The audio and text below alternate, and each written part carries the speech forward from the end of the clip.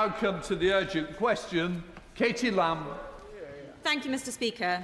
To ask the Home Department if it will make a statement on whether the government is planning to change the law to deport Rochdale grooming gang leader Shabir Ahmed. Minister. Thank you, Mr. Speaker. Mr. Speaker, I'll start with where any discussion of this nature must always start, and that's with the victims. Over the years, they were subjected to unspeakable crimes, exploited and abused by vile predators, and woefully let down by the agencies charged with protecting them. And I know the House will join me in saying they are in our thoughts today and always. The grooming gang scandal was and will forever be one of the darkest moments in our nation's history. And I know for those affected it will have been unbelievably painful to learn that one of the perpetrators was due for release from prison. Having been convicted in 2012, Shabir Ahmed has served the custodial element of his sentence. He is on the sex offenders register for life, ordered to stay away from his victims and banned from contacting any child or young person. As well as facing strict curfews and restriction zones, his every movement will be tracked. He will be required to wear an electronic tag. Should he breach these conditions, he can be immediately returned to prison. Shabir Ahmed held British citizenship at the time of these offences, and action was taken to deprive him of that right, reflecting the seriousness of his offences. Having arrived in the UK before 1971, he is exempt from deportation due to Section 7 of the Immigration Act. This Act preserved the rights of Commonwealth and Irish citizens who were already in the UK when the Act took effect on the 1st of January 1973. This is not a loophole, Mr. Speaker. The provisions of Section 7 were put in place to protect existing rights for an identified cadre of Commonwealth citizens, most notably the Windrush generation. But, Mr. Speaker, as you know, when a foreign national breaks the laws of this land, our first priority will always be to get them out of the UK. Under this government, removals of foreign national offenders are up 36%, with nearly 10,000 returns since we entered office. The fact that this has not, so far, been possible with an individual responsible for such heinous crimes as Shabir Ahmed is unacceptable. I can assure the House that we have not given up, and we will not. While the original intentions of the legislation in question mean we ought to proceed with care, the nature of the offending in this case demands that we explore all options, and that is what we're doing. And in the meantime, we will, of course, do everything in our power to keep the public safe. Katie Lam. Thank you, Mr. Speaker. Shabir Ahmed has committed some of the most despicable crimes imaginable. As the ringleader of Rochdale grooming gang, he was responsible for grooming, trafficking and raping children as young as 12 years old. He was jailed in 2012 for 30 counts of child rape. His victims were promised that when he got out of prison, he would be deported back to Pakistan. He has been released from prison, but now we are told that he will not be deported because of a provision in the 1971 Immigration Act. The idea that he might be allowed to stay in this country because of a clause in a decades-old law designed for a completely different time and context is not just absurd, but sickening. As recently as 2023, parole officers concluded that Ahmed poses, and I quote, a very high risk of serious harm to children. How can he possibly be allowed to walk the streets again? When the law produces an outcome which is so clearly so wrong, the law must be changed. And the government must now change this law to make sure that we can remove Ahmed.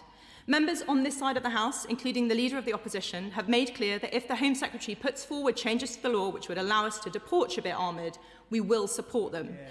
The Shadow Home Secretary has already drafted an amendment that the government could adopt. The argument for deporting Ahmed is clear, and the mechanism has already been created. All that remains in question is whether the government has the will to act. If so, then we will be happy to support them. If it does not, people across this country will rightly ask, as they already are, whether this is a government that can really keep the British people safe.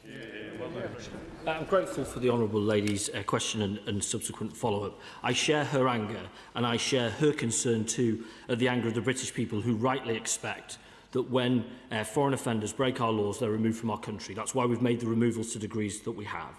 I will look closely, as we always do, at all amendments and new clauses put forward by the opposition and all honourable and right honourable colleagues to legislation or other ideas as they come forward. As I say, in the context, I couldn't be clearer that all options are on the table at this stage.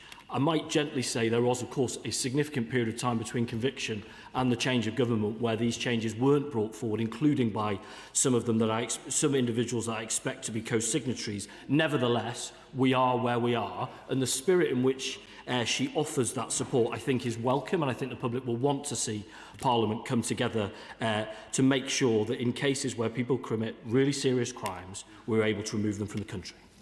Jim McMullen. Thank you, Mr. Speaker. Shabir Ahmed and his co-offenders committed grave crimes which shook and angered the country. His victims and survivors are foremost in our minds today, and they deserve justice. Now, there are two aspects to deportation. Firstly, getting our own legal house in order, and then secondly, securing an agreement with Pakistan. So on the first, once Shabir Ahmed was deprived of his British citizenship, it would have become apparent that the provisions in the Immigration Act 1971 did create a barrier to deportation. So can I ask, given where we are now, that all options are on the table, including on Monday, when the Immigration and Asylum Bill comes before the House? And secondly, can you update the House on what conversations are taking place with Pakistan? For that question, I've known the honourable gentleman for a very, very long time indeed. I know on this issue and the protection of his constituents in Oldham, he is resolute and is fighting day by day, and his contribution is very much in the spirit of that. I can absolutely confirm with him that all options are on the table. I share his anger, the anger of his community on this issue. With regards to engagements with the government of Pakistan, that is something that I've done personally in recent months, and we do on a very frequent basis indeed. It is in all our interests for us to have excellent returns agreements with as many countries as possible that are functional as well, and that's the work that we do is all in line with that spirit. Liberal Democrat spokesperson. Thank you, Mr. Speaker. My thoughts are with the victims and survivors who have already suffered unbelievable harm and trauma. They have been failed at every stage, and they deserve better. It's completely unacceptable that someone who's been convicted of such vile offences, who has rightly been stripped of his British citizenship, cannot be deported because what I would believe is a loophole in the law. The law was not intended back in 1971 to protect people like this and must be rectified as a matter of urgency. Please will the Minister tell the House when the government will bring forward the necessary changes? Have they set a deadline for doing so? And what progress has been made in discussions with Pakistan to ensure this offender is deported? I'm grateful for that question, the spirit in which the honourable gentleman puts it. You know, I can only rely on what I've said so far. We are highly motivated in this case. All options are on the table. I appreciate very much in the spirit in which he pushes me that pace is important too, particularly for public confidence, and we understand that totally.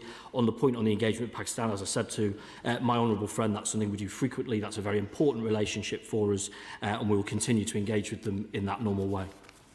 Elsie Blunder. Thank you, Mr. Speaker.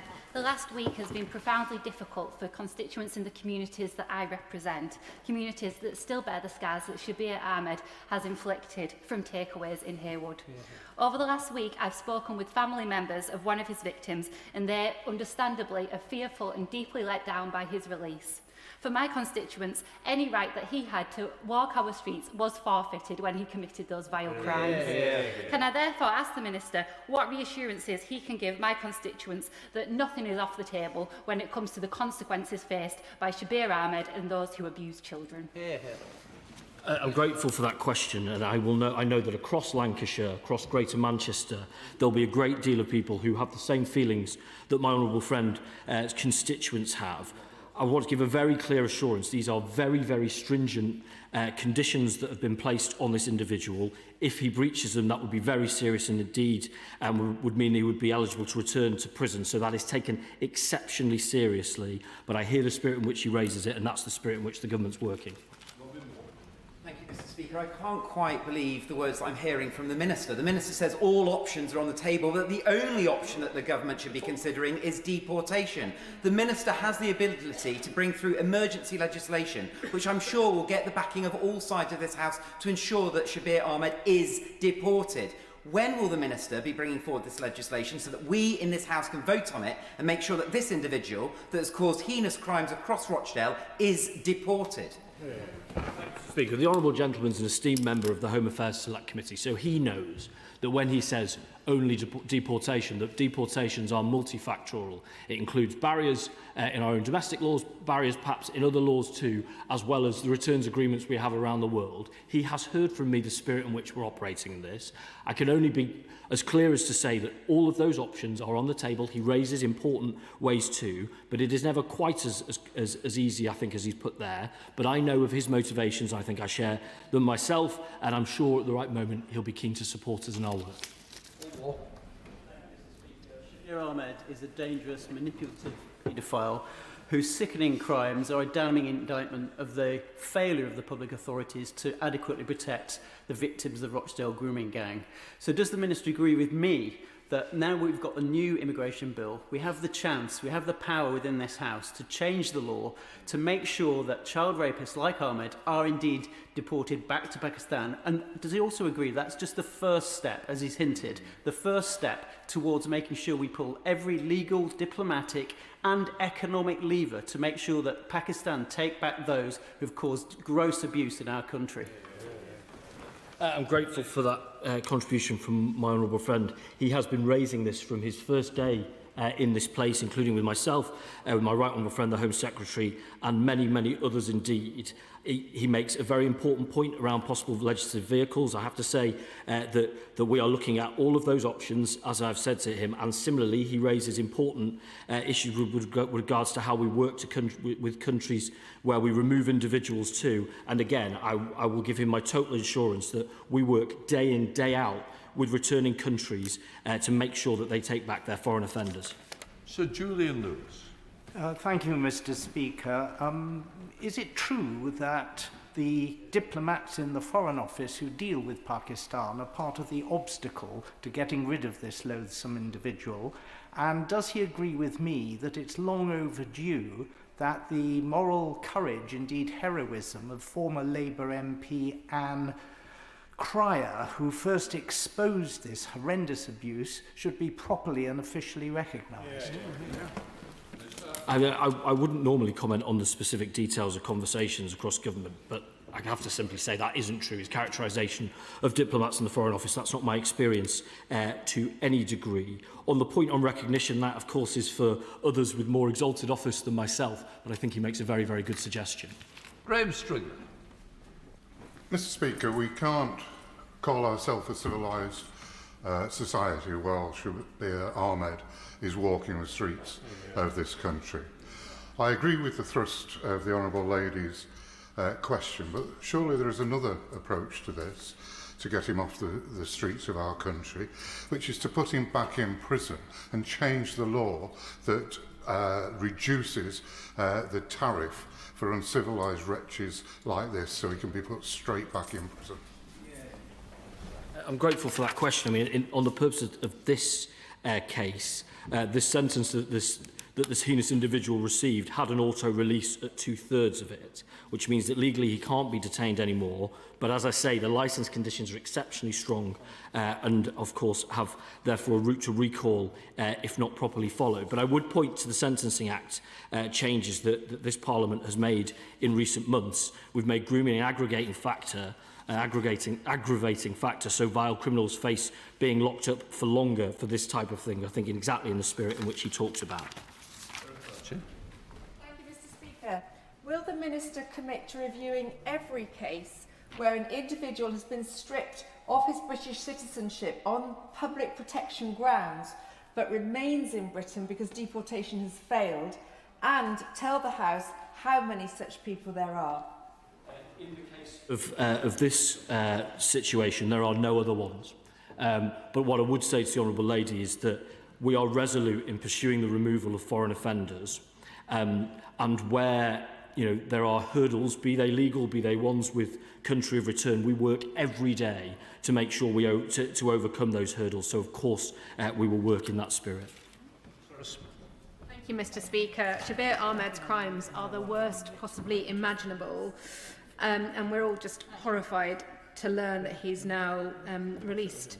Can the Minister confirm that while they are looking at every option to remove this vile individual, when does the Minister expect to bring forward those options and the legal solutions to this situation? I appreciate from my honourable friend and indeed all honourable colleagues that they're very keen for a defined timeline. What I would say is what matters hugely important in this case is that whatever option is taken forward, that resolves the situation and it sticks. It is right, therefore, that we do take time to get it right. But as I say, we are working at pace because we totally understand the seriousness of this case.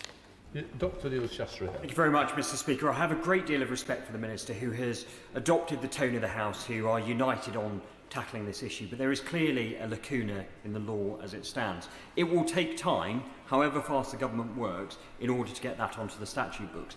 In the interim, is the Minister prepared to use sanctions against Pakistan to ensure the deportation of this grievous individual? Well, it's really important to say that in this case, the barrier to removal, the initial and currently unmoved barrier to removal, is Section 7 of the 71 Act. So that has to be resolved. So I wouldn't run away to the second part of that question. I would also say our returns agreement with Pakistan last year returned 1,300 people with no right to be here, including sex offenders. So we want to work closely with the government of Pakistan to remove people with no right to be here, and that's what we're doing. Colin Naismith.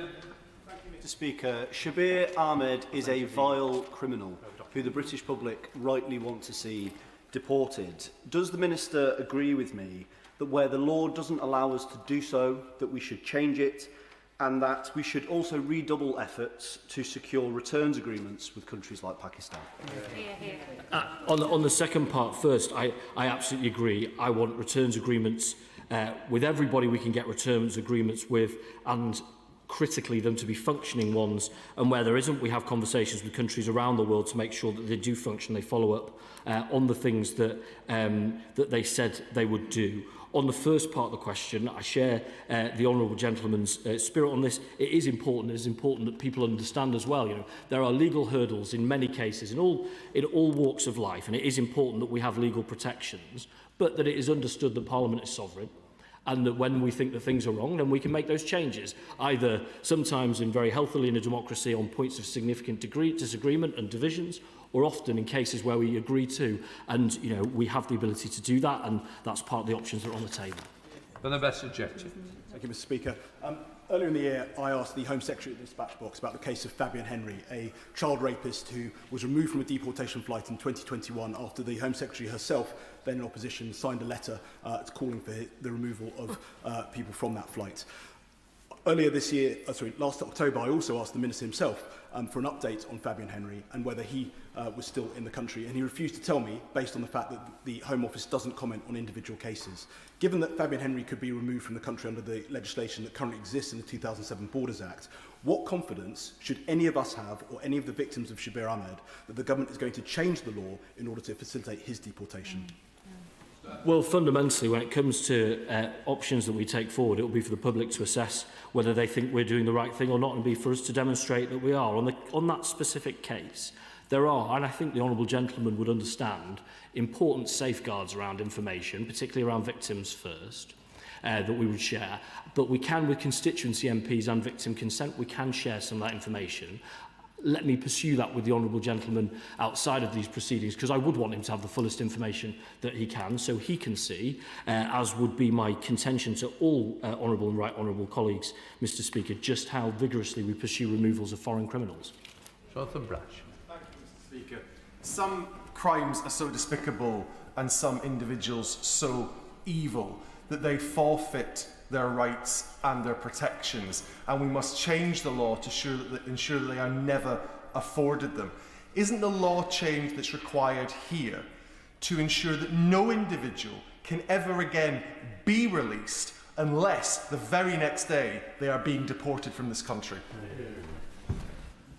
I hear the spirit and the strength with which my honourable friend from Hartlepool speaks. We, I think, have shown and demonstrated the strength and the ability of government to remove people and remove them in significant numbers. As I say, in this case, there are clearly legislative hurdles. All options are on the table, and I ask him and colleagues to give us a little bit of time to consider them and to come forward with plans. Thank you, Mr Speaker. And can I congratulate my honourable friend, the member for Weald Kent, for asking this urgent question, and thank you, Mr Speaker, for granting it, because Shabir Ahmed is a vile individual, and his continued presence at liberty on our streets is an affront to every single value that we hold dear. The Minister has come here and said that all options are on the table, but he's also said he needs to tread carefully. Can I just tell him that according to the people of Spelthorne, who've been talking to me about this all weekend, they don't want him to tread carefully. They want him to pull on his hobnail boots and to frog march Shabir Ahmed to the airport today? Question, and I know that the people of Spelthorne, like the people of Nottingham, are very sensible people. What I would say, he's heard about the interaction of that Section 7 of the 71 Act with the rights of a wide range of Commonwealth citizens, and we know where that can end if done badly. That in that context, he will want us to do it right, because when anything could happen in this space, he would want to know that it is action that has been legally considered properly, and as I've said to colleagues, is something that is robust. That's why all options are on the table, and I ask just for that little bit of time in order for us to come forwards with plans. Peter Swallow. Mr. Speaker, it is my view that Shabir Ahmed, a vile paedophile, signed up for a one-way ticket out of this country on the very day that he started committing his vile crimes. So can I thank the Minister for his statement setting out that he will stop at nothing to see him deported. But is it not also the case that this situation demonstrates the importance of the government's ability to deprive individuals of British citizenship, notwithstanding that must always be done with the utmost care and with proper scrutiny? The raises a characteristically thoughtful point. The ability to deprive individuals of British citizenship, the ultimate kind of foundational right that we all share collectively and across the country, is a very significant step, but a crucial tool in the armoury to make sure that people who come to this country, who commit crimes here, but that they are removable. That is really important and something that we take exceptionally seriously. Rutland. Thank you, Mr. Speaker. My thoughts are with the victims and survivors of Shabir Ahmed and the Rochdale grooming gang. The Minister has always been clear that removing foreign nationals, offenders, is a priority for him, the Home Secretary and this government. Can he update the House on what more the Home Office is doing to speed up these removals? The honourable gentleman raises an important point. We have made significant progress, and as I say, we've removed 10,000 foreign offenders, nearly 10,000 since we took office. I do believe, and it's a statement that we've made in our asylum policy statement in November and brought forward in legislation last week, that there are hurdles that are used to frustrate removal, be they abusing crucial protections through the Modern Slavery Act, be they a gaming of Article 8 of the ECHR, which is far wider than the Strasbourg case law. That's why we've brought legislation forward to make sure that we are able to remove people who forfeit their right to be in the country. Chris Bins. Thank you, Mr. Speaker. I thank the Minister for his answers on this UQ so far, and in particular his commitment to framing this debate about the victims of these terrible crimes, and they should always be in our thoughts when we have these sorts of debates. And he will know, because I've asked him previously, to commit to making sure that when foreign nationals come to this country and break our laws, particularly in such vile and disgusting ways, he will do everything he can to ensure that they do not stay and they are made to leave. So can he repeat that commitment here today and reassure residents in Harlow that this government will keep them safe? And I know the wisdom of the people of Harlow, and I know that they are tolerant people. They are people that respect people from all around the world and all different backgrounds, whether they're 500th generation Harlow like himself or more recent. But they also know that when people commit crimes and abuse that status, then of course they should be removed. We have made significant progress in our time in office, and we've proposed more through recent legislation so that we can go further. I look forward to his support and support of colleagues. Right, that completes the urgent question. Let the front bench change over.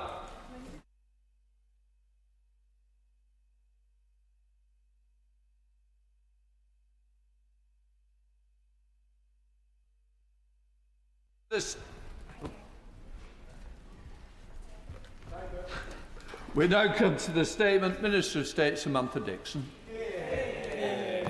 Thank you, Mr. Speaker.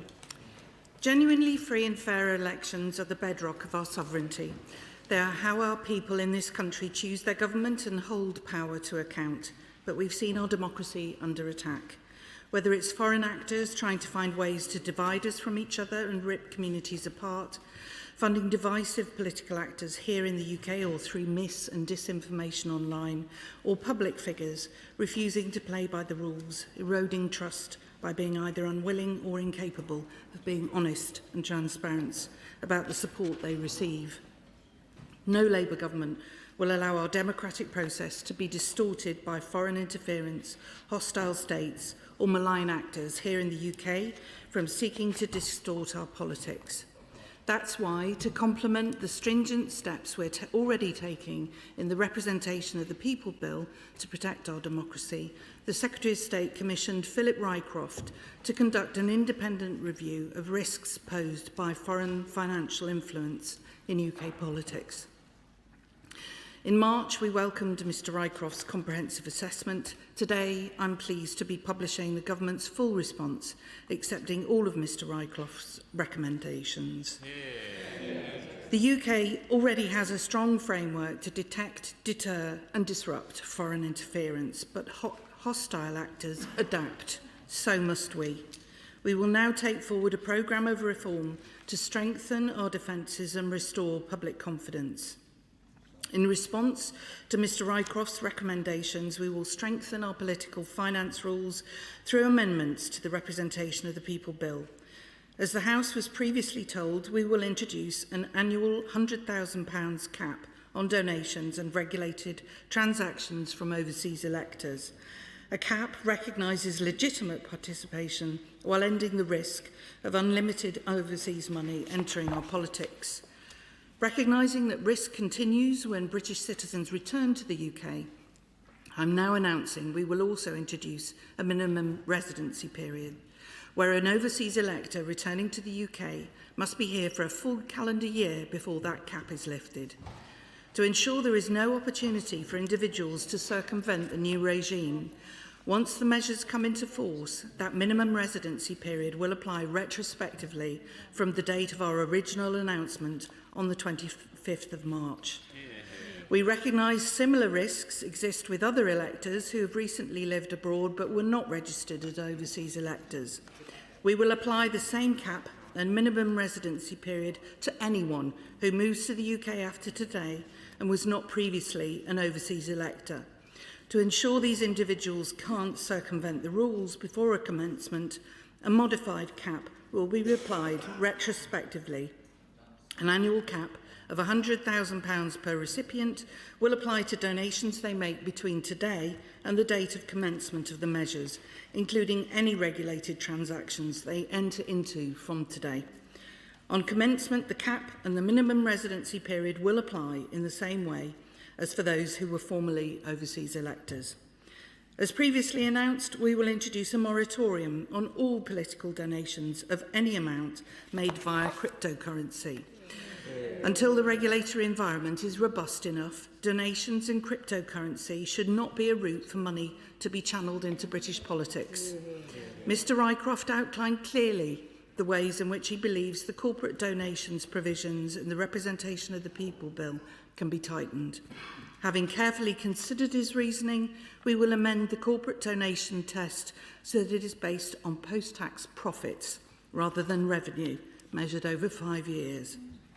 No corporate donor should be able to put more into UK politics than it's made in post-tax profits. This makes clear that corporate political donations must be rooted in genuine UK-based economic activity, closing a potential loophole our adversaries might exploit. To ensure our reforms to the political finance framework are robust and enforceable, we'll introduce a new donor declaration to be made by anyone donating above a specified threshold. We'll engage with the Electoral Commission and political parties as we develop the declaration, including an appropriate threshold. Mr Rycroft sets out the positive impact the new Know Your Donor rules will have in helping to ensure that parties act in the public interest.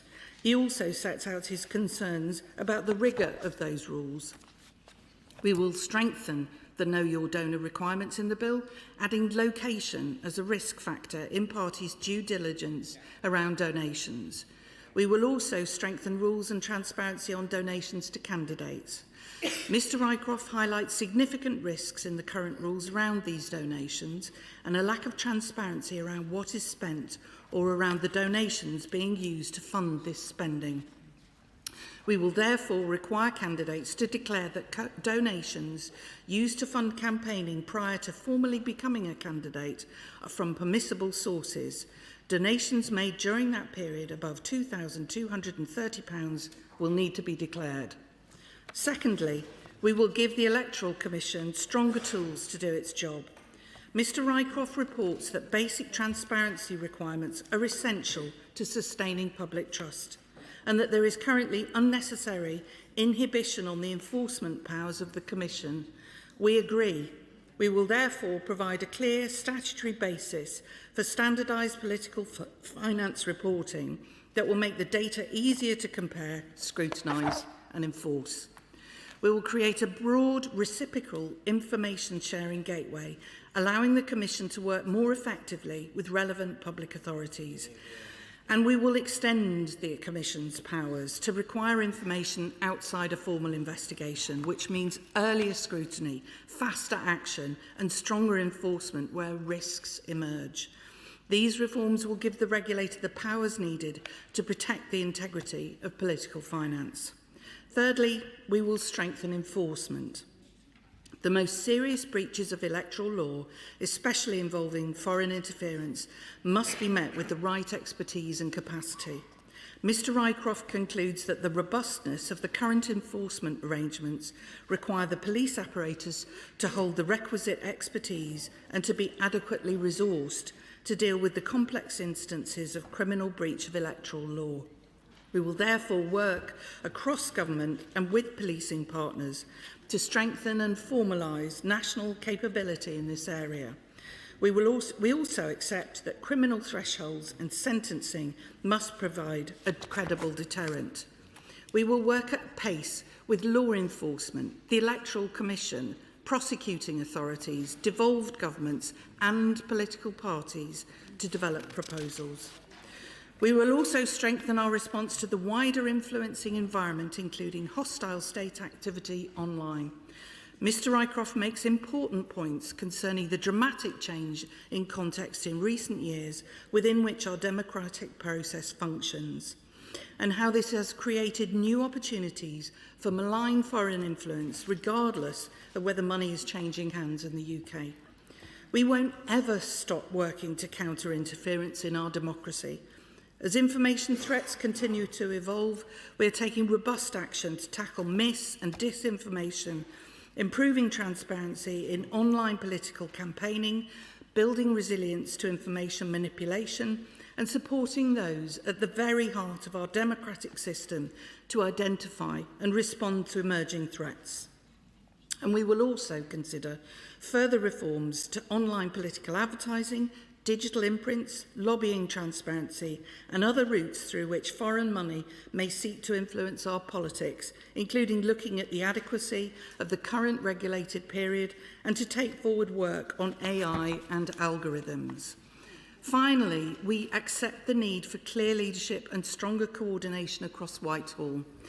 Following Mr Wyckoff's recommendation, the Cabinet Secretary has appointed the Permanent Secretary of the Home Office to lead responsibility for sustaining our democracy. Mr Speaker, this is a serious and substantial package of reform. It will bring more transparency to political finance. It will tighten donation rules. It will strengthen enforcement. This response shows the government acting now, where action is needed, a government prepared to do the long-term work to keep our systems secure. I thank Philip Rycroft for his important work. Yeah. The government will now move swiftly to implement his recommendations. The people of the UK must know their elections are free, fair and protected from foreign interference. I commend this statement to the House. Minister Paul Holmes. Thank you very much, Mr Speaker. And can I thank the Minister firstly for advance sight of her statement and thank Philip Rycroft for his review. At second reading of the Representation of the People Bill, Conservatives reaffirmed our support for measures to tackle foreign interference in light of growing threats from China and other hostile actors. But we have expressed our concerns at the lack of proper consultation on the detail of the proposed measures and the lack of engagement with political parties on changes to the law affecting political parties. The bill should have been introduced after the government's response to the Rycroft report, rather than being hastily amended halfway through. The integrity of our democratic system is fundamental to public trust in politics. every political party represented here, well almost, has a shared interest in ensuring that foreign interference, illicit finance and attempts to undermine our democratic processes are prevented. I thought they'd like that. However, while we support the objective of protecting British democracy from foreign interference, we have significant concerns about both the process the government has adopted and several of the specific proposals emerging from the review. First, the government immediately accepted with retrospective effect a moratorium on cryptocurrency donations and a £100,000 annual cap on donations from overseas electors. Yet these decisions were announced without any meaningful consultation or engagement with political parties. That is particularly disappointing because questions of party funding have traditionally been approached through dialogue and cross-party discussion. Such conventions exist for good reason. Rules governing political competition should command broad confidence and should not be changed unilaterally by whatever party happens to be in government. The breakdown of these long-standing conventions should concern all parties, regardless of their political perspective. If governments begin introducing retrospective and highly partisan changes to the rules of political finance without consultation, we risk creating a precedent that future administrations may follow. Parliamentary questions have also shown that there has been no engagement with the House of Commons, Madam Deputy Speaker. Be it the Standards Committee, the Registrar of the Parliamentary Standards Commissioner, despite changes that directly relate to the registration of donations by honourable members and this House's Code of Conduct. Yet again, the government is making announcements such as changing the policy on a cap on donations and changing the rules on candidate donations with zero consultation. And without stepping into matters which are the remit of the Parliamentary Standards Commissioner, I would note it is already the case that newly elected MPs are supposed to declare gifts and donations they received in the last 12 months. There also appears to be uncertainty over the scope of the new requirements relating to candidate donations. It is not yet clear which categories of elected officials these provisions will cover, and I'd be grateful if the Minister could clarify. What assessment has been made of the new profit test on the ability of all political parties to undertake sponsorship and advertising at their party conferences? Has the government properly considered the interaction with the proposed draft guidance on sponsorship with the Electoral Commission? Does the Minister think a company sponsoring a lounge or a lanyard is foreign interference? Had the government engaged fully with political parties, electoral administrators, compliance professionals and other stakeholders before announcing its response, many of these practical difficulties and unintended consequences could have been identified and addressed at an earlier stage. To be clear, we support measures that genuinely strengthen the resilience of our democratic system. We recognise the risks associated with cryptocurrency donations and agree that safeguards are necessary. We also support tighter rules for governing donations in the period immediately before elections. But good policy requires more than good intentions. It requires engagement and a willingness to listen to those responsible for implementing the rules. The protection of our democracy is too important to be pursued through retrospective legislation and measures where practical consequences have not been fully thought through. Unfortunately, this government is a government that talks about defending democracy, but tried to cancel local elections for 2 years in a row and amended the electoral system for mayors for partisan advantage, changed the laws on election pilots in complete secrecy, and is now gerrymandering local government boundaries. Madam Deputy Speaker, the official opposition will work constructively with the government to defend the national interest from foreign interference, but ministers would be wise to step back from the US-style hyper-partisan legislation and actually learn to consult.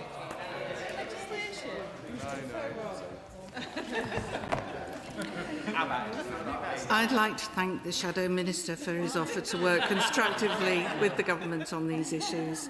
He and I have worked very constructively to date. We have met on a number of occasions to discuss these issues. I know that the Political Parties Committee at the Electoral Commission are also cited on the changes as we go forward. I will be meeting with other parties' representatives too. I would have met with them today if we had not tabled this particular statement today, and I hope to do so as soon as possible.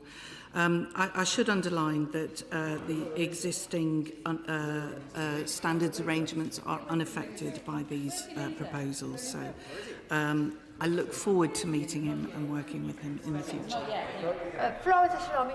Thank you, Madam Deputy Speaker, and I thank the Minister for this statement this afternoon. I'll join her in paying tribute to Philip Rycroft for his tireless efforts in producing this review, and To the Shadow Minister, I agree with him in that we do need to make sure all political parties sign up to this.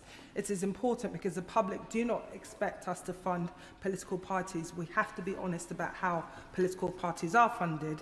But I'd agree with him more if it wasn't for the last government trying to interfere in the work of the Electoral Commission, which this Labour government then cancelled. The public rightly expects us to ensure that foreign money does not interfere or taint our democratic system in any way. And it's good to hear the Minister accepting all the recommendations in this review. And it's really important that we are looking at where cryptocurrency is coming from. I just wanted a clarity from the Minister. Firstly, the requirement for candidates to prove the source of campaign funding prior to becoming an official candidate. Can the Minister explain the scope of this? So, for example, would it be possible for illegitimate funds to buy or rent a house in a constituency for a prospective candidate with the aim to help them get elected? I would also be grateful if the Minister will confirm that the final recommendation on a standalone permanent secretary to lead on responsibility for security of our democracy.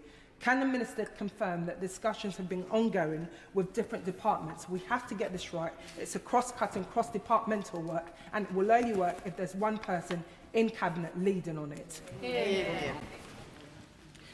I'd like to thank the Chair of the Select Committee for her question. She raises some important points. I will not be drawn into discussing specifics around individual hypothetical cases. We legislate in principle, and I will continue to do so, but will provide further details to her in writing about the arrangements.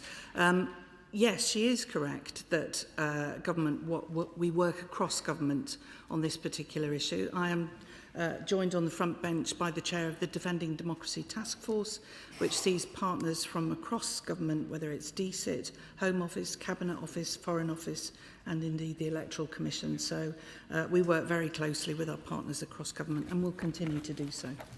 Spokesperson Lisa Smart. Deputy Speaker, and I'm grateful to the Minister for advance sight of her statement. Just over 5 months ago, I stood here and asked the Secretary of State to strengthen the representation of the People Bill by using post-tax profits and not overall revenue when assessing the eligibility of company donations. He rejected that plea, as did the Minister at committee stage, but I am delighted that the Minister has now agreed to accept this. It was a recommendation from Philip Rycroft and from those working in the democracy sector, and is a welcome change. We Liberal Democrats champion a fair and free society, so we also welcome the announcement that candidates will have to declare gifts of over £2,320 in the year prior to their election. This, Madam Deputy Speaker, will hopefully provide further useful clarity for those who may have been confused by what they do or don't have to declare so far. We welcome steps towards cracking down on any foreign interference in our democracy, but we still have some way to go. And we urge the Minister to consider banning donations from anyone who has served in a foreign administration from donating to UK political parties, think tanks or campaign groups, as well as banning donations from those convicted of political violence. And that would include those funding the likes of Stephen Yaxley-Lennon and his ilk, those who hold British values in contempt and act as a mouthpiece for those who want to undermine our democratic institutions should have no place in our democracy. We need a much more transparent system going forward to ensure the British people have faith in politicians. The Minister's announcements today close loopholes, but too many remain. Will she consider exploring the benefits of a cap on donations from UK donors and year-round spending caps by political parties and candidates, as that's the way loopholes are truly closed? And finally, could she provide insights into how this important work will be handled across the multiple ministerial departments and agencies? It involves SCDO, Home Office, DCIT, MHCLG and the Cabinet Office. The Minister's really able, but she's the Minister for Building Safety, Fire and Democracy. Does she agree with me a more streamlined portfolio is what our democracy deserves? The Honourable Lady's asking me to consider my job description.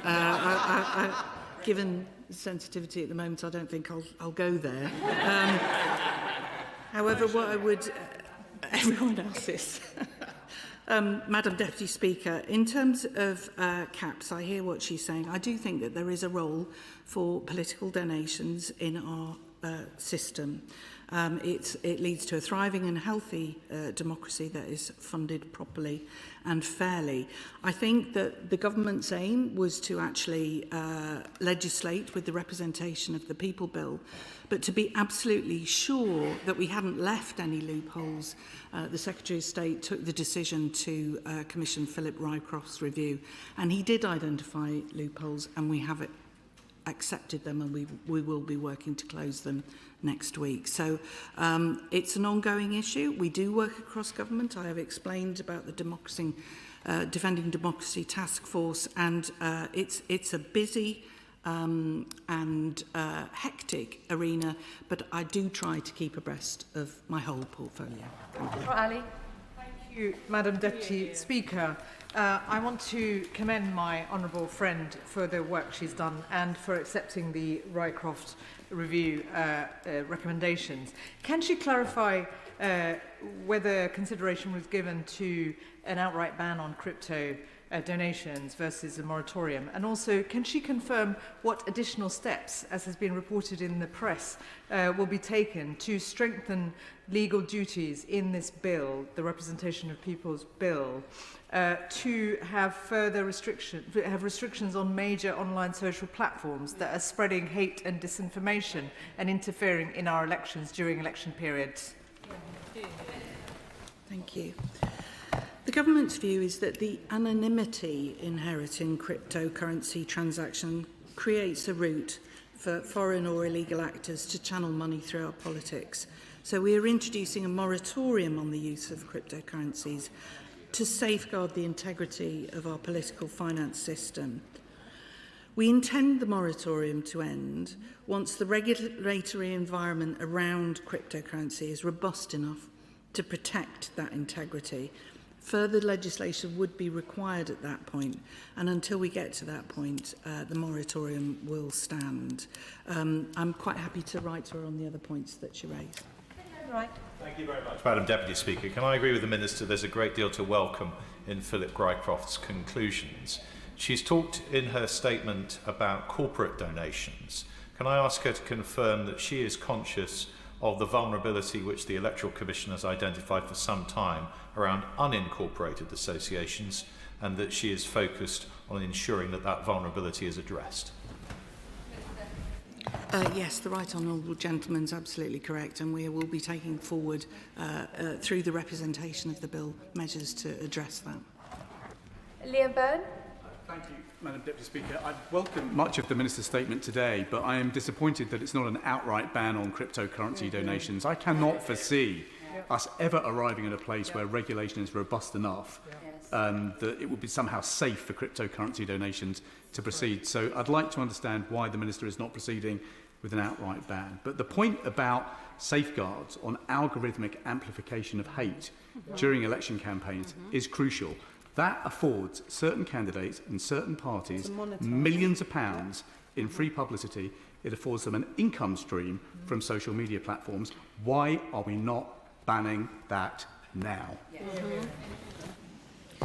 Thank you. I think that the bar will be set very high before the moratorium ends. I think that I could give him that reassurance. We need to be sure that no foreign actor or malign actor could use cryptocurrency to influence our political system before we'd even consider lifting that moratorium. So to give him that assurance that the bar will be very high before that happens, if it happens, I would say. In terms of the algorithms, we have more work to do. We will be working hard with partners across government to actually address this, and I hear what he says. It is a serious issue that we will address. Thank you, Madam Deputy Speaker. The government is right to pursue this. Foreign interference in UK politics is a blight and needs to be dealt with, and the government's right to commission Philip Rycroft to do the work. However, does she not understand that the optics of failing to consult early with political parties across the House aren't good? Whatever emerges has to command the respect of everyone. And although I'm no apologist for the Reform Party, this does look very much like something of a stitch-up, which does us none of us any good.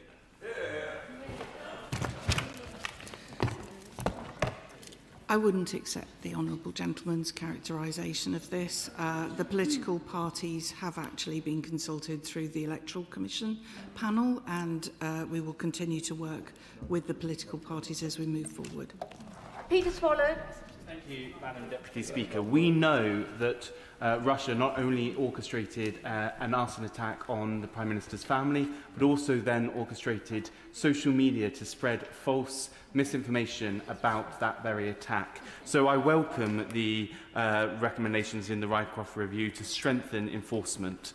But does the Minister agree that this has to not only target the foreign actors that are spreading the misinformation, the countries that lay behind them, but also the social media companies that are allowing the misinformation to spread on their platforms?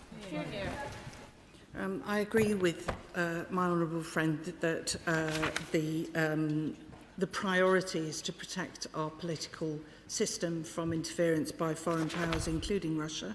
We'll always continue to hold Russia to account and to counter the threat posed by Putin's regime.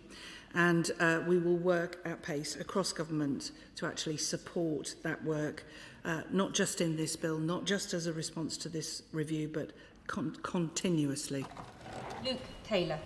Thank you, Madam Deputy Speaker. Can I just take the opportunity to congratulate the Right Honourable Member for Wigan, who last week took the decision to take her department and herself off Twitter or X or whatever it is called these days.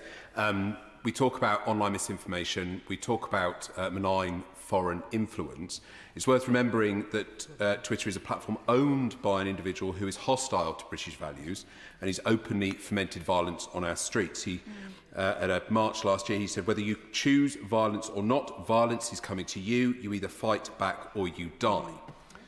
Can I ask the Minister whether she has any thoughts on removing her department and any further advice for members of the government or this place on whether staying on that platform is in the interests of our democracy? But can I also ask what steps the government is making and the Defending Democracy Task Force is taking to protect our democracy from foreign influence currently before measures in the Representation of the People's Bill can be introduced? Before the Minister responds, one question is enough. Minister. Madam Deputy Speaker, I wonder if he would like me to answer most pressingly, but in terms of working across government, yes, we do take it extremely seriously. The work won't stop just because we have successfully completed stages of the bill. It's ongoing, and with our partners across government, we will continually monitor and actually act against interference in our political system. In terms of a particular platform, I'm sure it's something that's being considered, but I'm not going to make a commitment at the dispatch box. Dame Emily Thornbury. Thank you very much, Madam Deputy. As a contributor to the Rycroft review, I just asked to go and see him, I very much welcome the reforms announced.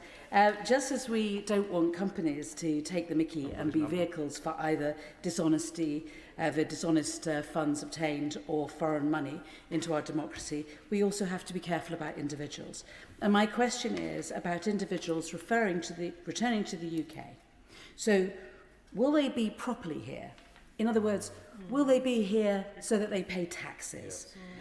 Surely any crypto billionaire coming from, say, Thailand, to, say, a farmhouse in Hampshire, who's developed a deep interest in our country, would also want to help pay for our schools and our roads and our hospitals.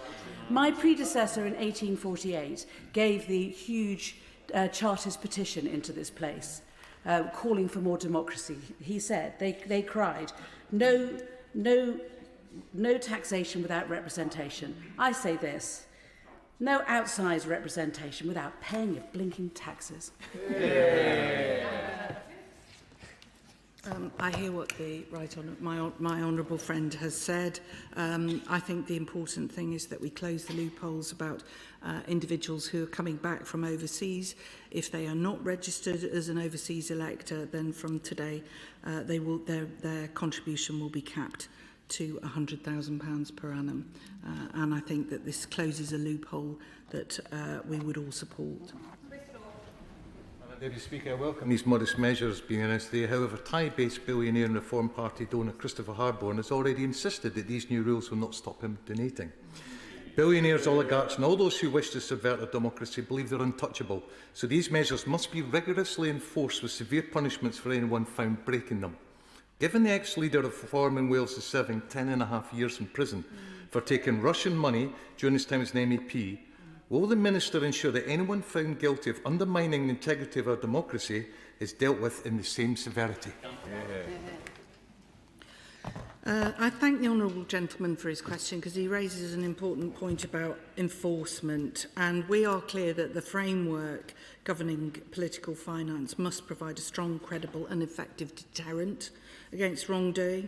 It's important to make sure that both evidential thresholds and sentencing provisions support rather than hinder the effective investigation and prosecution of serious offences, particularly where such offences may undermine public confidence in the democratic process. We therefore accept the underlying intent of recommendation 12 of Rycroft. However, the government also considers that changes to the knowledge test and sentencing limits raise complex issues of proportionality, fairness and coherence across the wider criminal and electoral law framework. So we will be working closely with colleagues across the whole of government to make sure that it's addressed properly. Jonathan Brash. Madam Deputy Speaker, I absolutely welcome the statement today from the Minister. It is integral that the public out there are confident that their politicians are not for sale. And it is a shame that a small number of individuals make such actions necessary. My concern, and I wonder whether the Minister shares it, is that the money always finds a way. Corruption always finds a way. And would it not be better to have an overall cap for all donations, foreign or domestic? It is the government's view that there is a place for legitimate donations in political financing in the UK. However, the representation of the People Bill, with the extra insight that Philip Rycroft has produced, will provide us with one of the most, well, if not the most, strenuous set of legislation around political financing that the country's ever seen. It doesn't mean to say that we're complacent and that we won't continue to monitor and act where it's needed, but this is truly groundbreaking. Madam Deputy Speaker, will the Minister confirm that the Government will match this action against foreign financial influence by restoring the principle that voting in British parliamentary elections should be reserved for British citizens? There are a number of arrangements for different citizens, reciprocal arrangements in different parts of the country and for different countries. I will set out to the Honourable Lady the arrangements as they stand at the moment, and we're not proposing to change those arrangements. Madam Deputy Speaker, I commend all the work that the Minister has done on this matter and the Rycroft review. Sadly, there are others who think differently. Where there is a will, there is a way. That is what multi-millionaire Christopher Harborne reacted to the idea of a cap of £100,000 on donations proposed for overseas donors because of the concern that the appearance of such donations were motivating the outcomes in this place. She will recognise that we are all in this House damaged by the perception that politicians are open to motivation by donation rather than democracy, and that, frankly, it is less about the location and more about the lump sum. If it is where is the will, there is a way, will she commit to doing what many of us would like to see and closing that loophole and capping UK donations at equal 100,000 too and putting us beyond doubt and all of our reputations back on the line? I'd thank my honourable friend for her contribution. As I said previously, it is the government's view that there is a place in UK political finance for legitimate donations, and we don't intend to introduce a cap. Vicky Slade. Thank you, Madam Deputy Speaker. Can the Minister advise how earnings from foreign sources, such as hosting or appearing on TV channels supporting foreign adversaries, not made directly as political donations, will be treated, as they will enable significant indirect self-funding of candidates, future candidates, MPs and political parties by those who seek to influence political campaigning, and therefore an overall cap on donations from British people, including those who are candidates and MPs, is really necessary. I wonder if she could comment on that source. Very good question. As I've set out, the government does believe that there is a legitimate role for finance for political donations that are made correctly and effectively in accordance with the rules. However, I will write to her about the specific issue that she's raised. Thank you, Madam Deputy Speaker. And can I thank the Minister for her statement today? May I pay tribute to Philip Rycroft, who I'm sure colleagues across the House will agree is an exceptional public servant. As Chair of the APUG on anti-corruption and responsible tax, it was a pleasure for me to provide evidence to his review, and I know his diligent work was conducted in a considered manner. Now, Madam Deputy Speaker, I have notified the relevant member I am going to name. Given the weekend's newspapers were awash with stories about the Honourable Member for Clacton's financial interests, what assurances can the Minister provide me that the measures the government is introducing will prevent people such as George Cottrell, convicted in the US of wire fraud, who we know has provided thousands of pounds worth of benefits, or Ben Dello, who has been convicted for flouting American anti-money laundering rules, yet has donated £4 million to reform, from being able to pump tens of millions of pounds into British politics? Well said.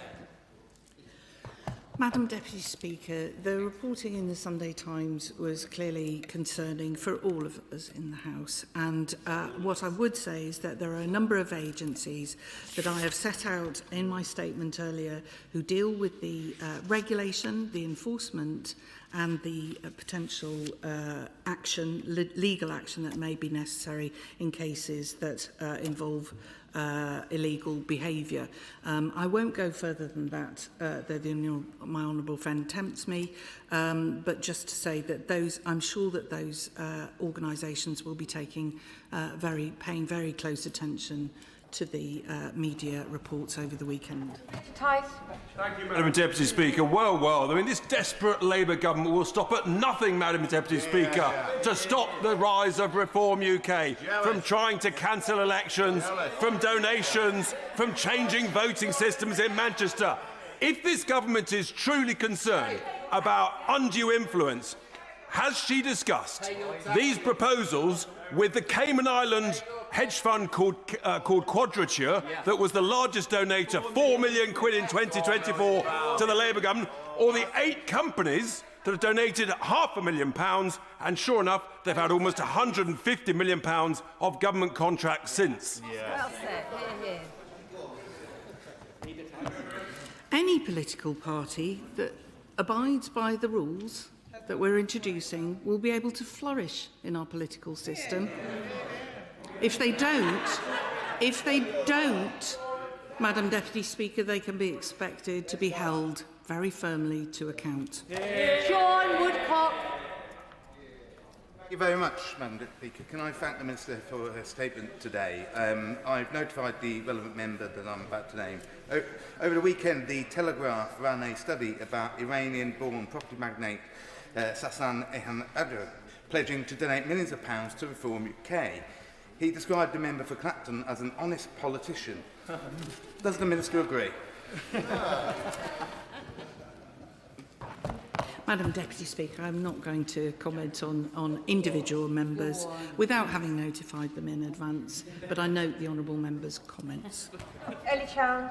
Thank you, Madam Deputy Speaker. I welcome the fact that the government has accepted all of Rycroft's recommendations, but as Rycroft himself noted, his terms of reference did not enable him to look at all sources of distortion in our democracy. It doesn't just come from abroad.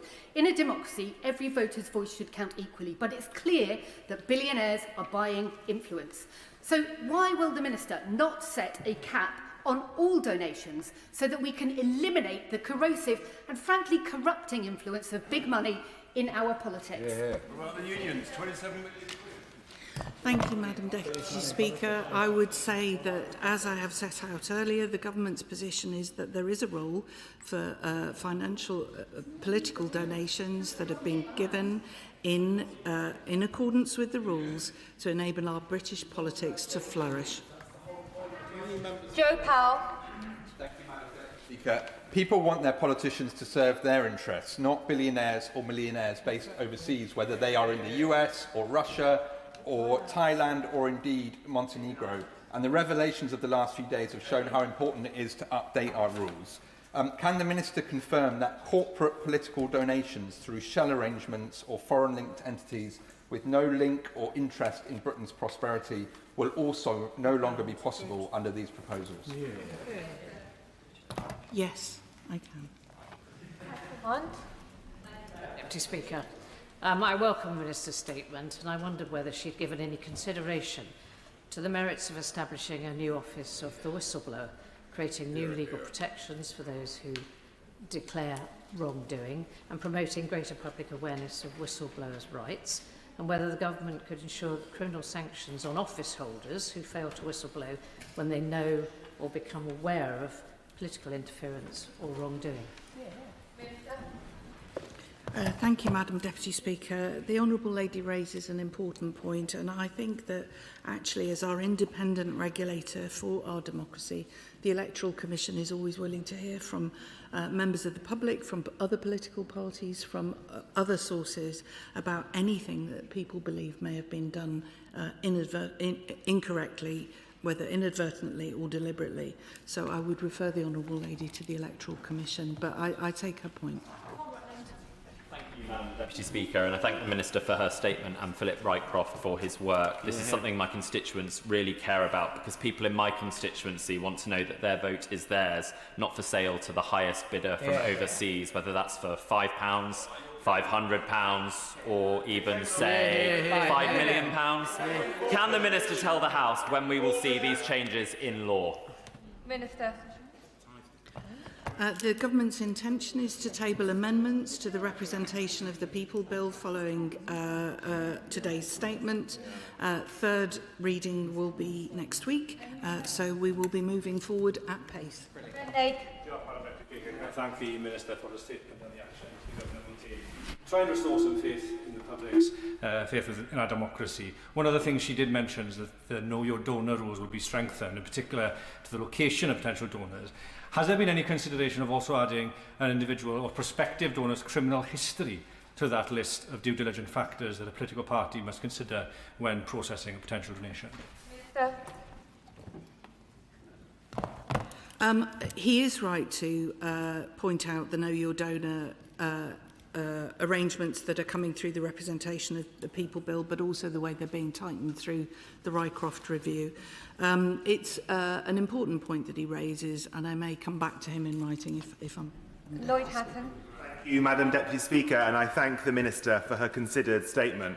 Recently, we learned that shortly after receiving £5 million from a crypto billionaire halfway across the world, that the member for Clacton used a private audience with the Governor of the Bank of England to lobby against a policy that could cost that same billionaire dearly. It should not be this easy to pump money into British politics from the other side of the planet. And while I welcome the measures announced today regarding the overseas donation cap, I would like some reassurance from the Minister for me and my constituents that all foreign-based donations will not be able to dot in and out of the country as they so choose to avoid the new cap on foreign donations.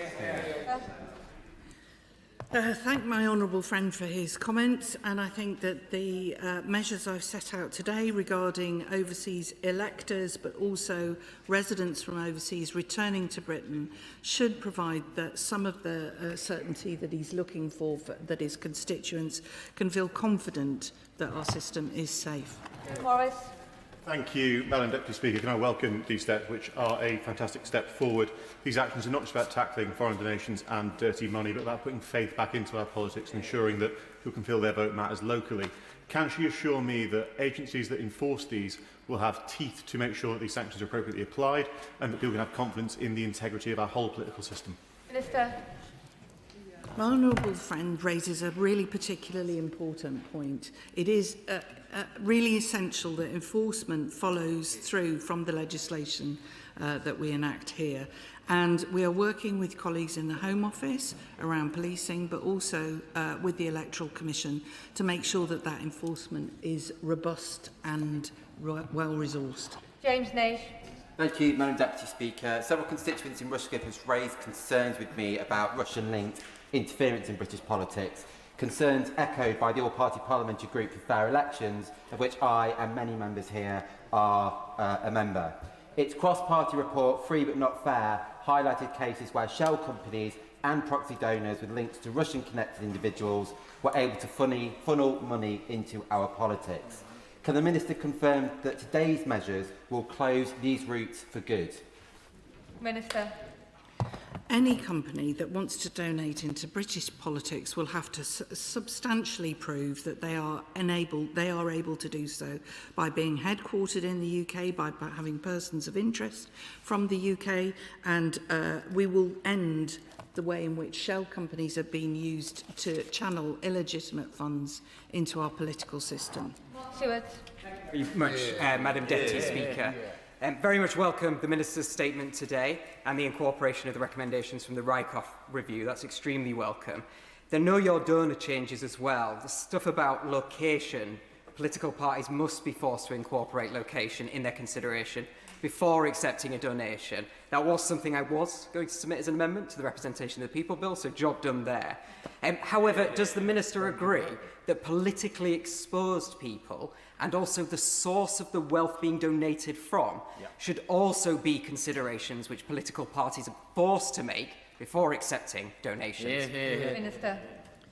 My honourable friend does raise a very important point. So we will be working across the benches to develop a donation, a donor declaration which will set out where exactly money has come from. We need to proceed with that with care and with collaboration to ensure that when a donation is given, it is clear exactly where it's coming from. So I agree with him entirely. Final question, Emily Darlington.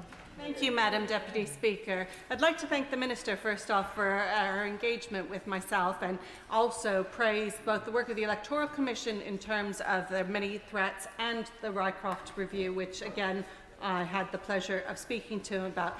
He doesn't just focus on money, which I know we've talked about a lot today, but he does focus on the ongoing threats in the online world. Does she agree with me that this is a moment in a generation for us to take a tough line on disinformation that is deliberately being created in the UK and then amplified by foreign bots? And actually, this has a bad influence on our right to choose based on real, true information. Minister. Thank you very much, Madam Deputy Speaker, and I'd like to pay tribute to my honourable friend for her tenacity in this field. She has worked really hard to actually highlight these issues and bring them to the surface. She has taken the time to meet with the Electoral Commission and with Philip Rycroft and with me, and I am very grateful to her for her experience and her contribution to this debate. And I do agree with her. This is work that will continue. It won't just stop because we are legislating now. We work across government and we continue to work relentlessly to keep our democracy safe. End of the statement on foreign interference in UK politics. I'll give the front benches a moment to shuffle over.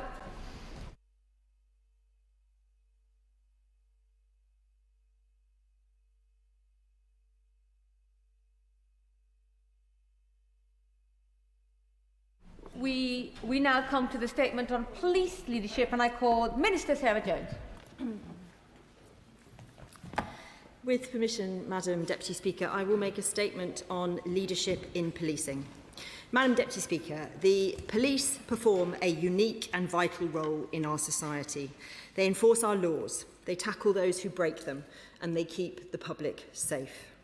These are awesome responsibilities, and the officers and staff who uphold them every day at all levels are owed our respect, our admiration and our thanks. At the same time, if forces are to serve their communities effectively, they must secure and retain the trust of those communities. But in recent years, that trust has come under strain, as creaking systems, outdated structures and a lack of central grip from previous governments have meant the police have struggled to consistently hit the high levels of performance we rightly expect of them. Things have to change, Madam Deputy Speaker, which is why earlier this year the Home Secretary announced the most significant police reforms for 200 years.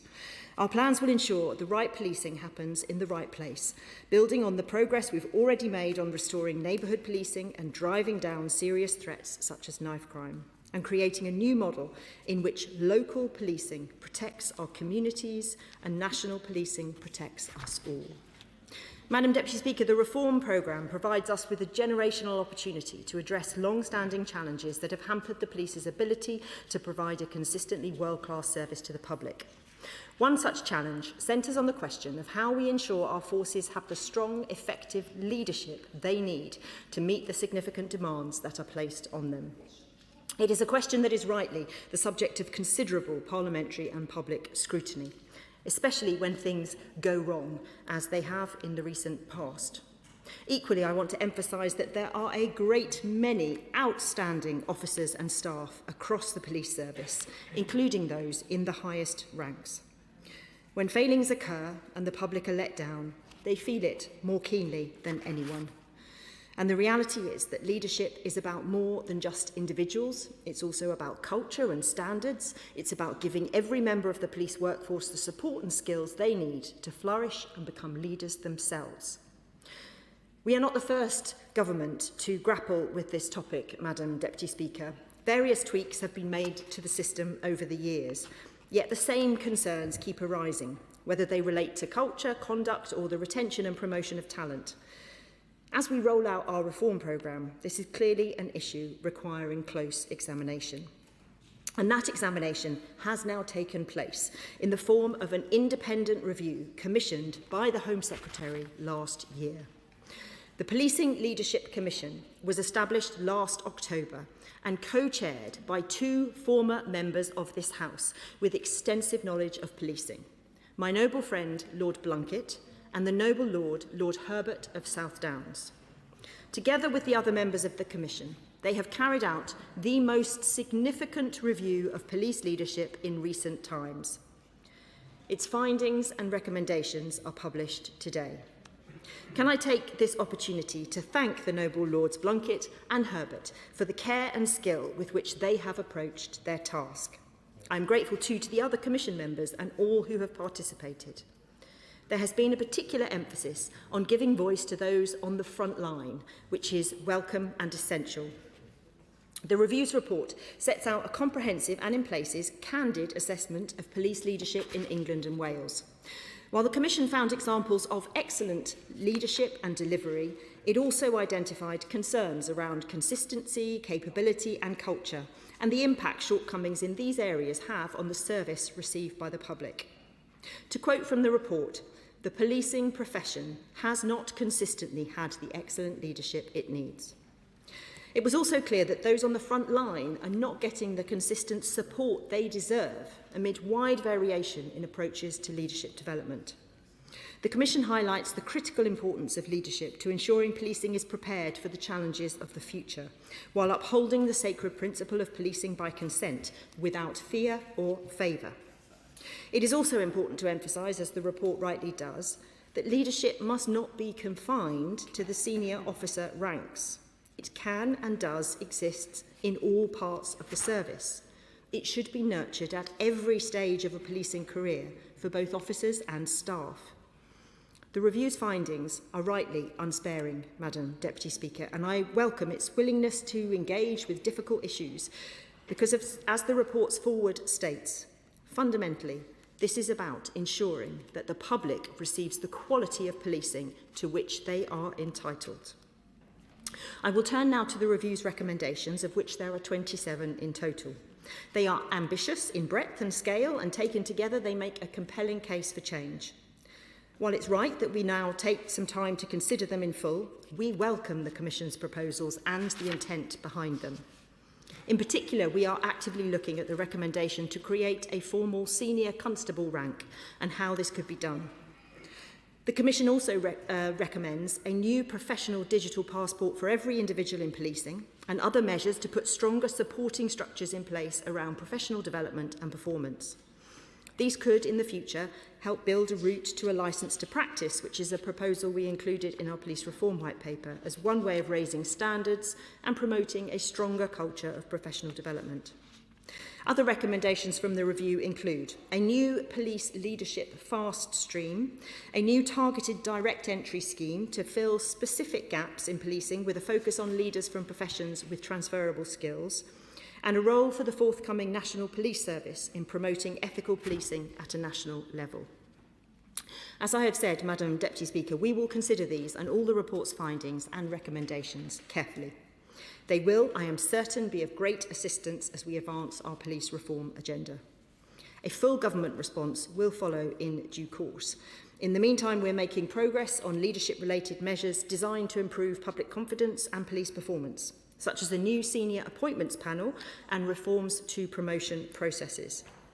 Alongside the wider work we are doing in restructuring, including the creation of the National Police Service, which will provide a single source of strategic leadership and a stronger set of national standards. Madam Deputy Speaker, I will finish where I started, by paying tribute to the thousands of men and women who work tirelessly every day to protect our communities from harm, from officers and staff on the front line and their colleagues performing essential roles behind the scenes to the chief constables they ultimately report to. I am grateful to them all. While the threats they must tackle are evolving all the time, what will never change is our commitment to the founding principles of British policing, which dictate that we police in this country by consent, and assert that the police are the public and the public are the police.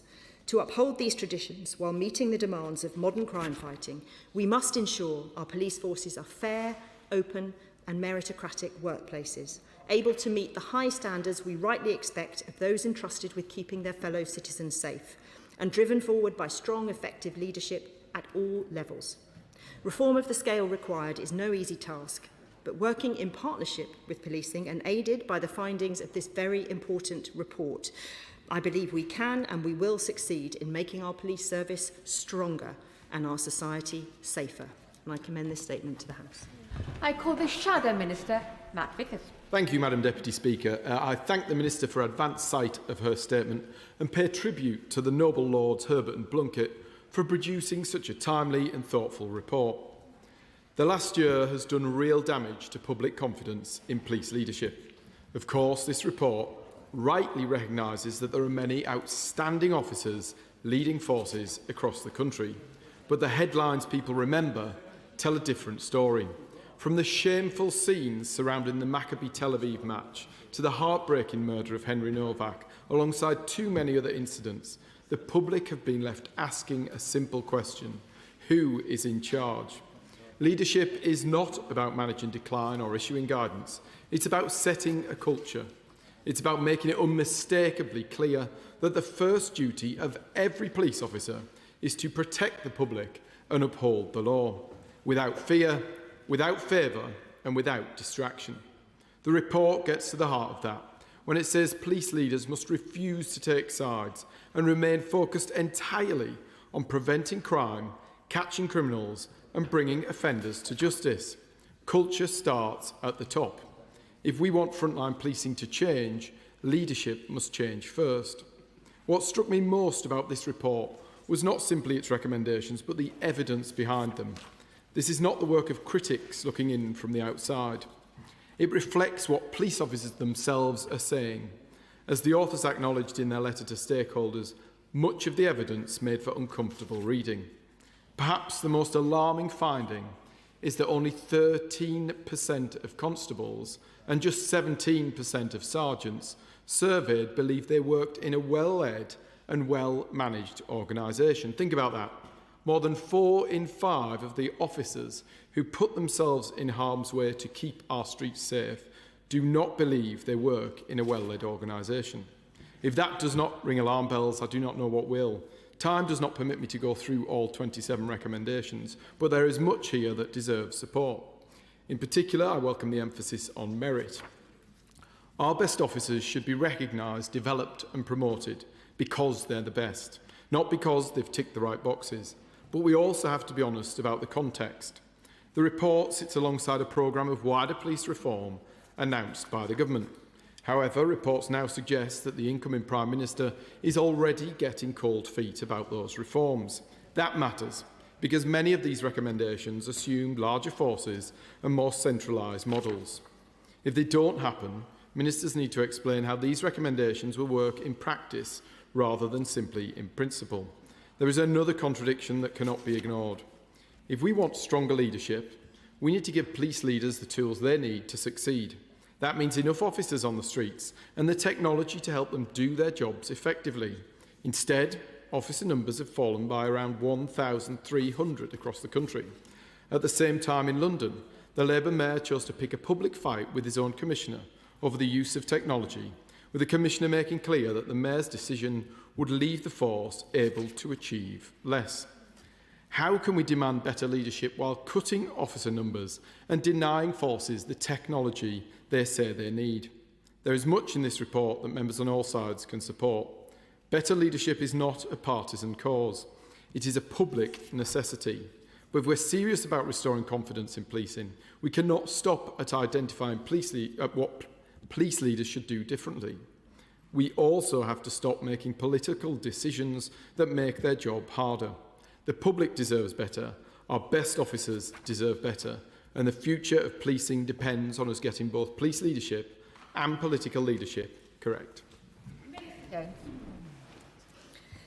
Thank you. Can I thank the Honourable Member for welcoming this report, and I agree with some of what he has said. I think he's absolutely right to say that this isn't the work of critics looking in from the outside. The evidence base that has been developed through 9 months of very forensic work talking to police from across all levels within the force has meant that this is a very honest assessment of the realities that we find ourselves in. Police leadership has been a problem, as I said in my statement, for some time. If you look at the HMIC FRS inspections of police forces, if you look across 23 to 25, for example, 2023 to 25, not a single force came out as outstanding when it came to leadership. There are leadership challenges across all our forces in different ways.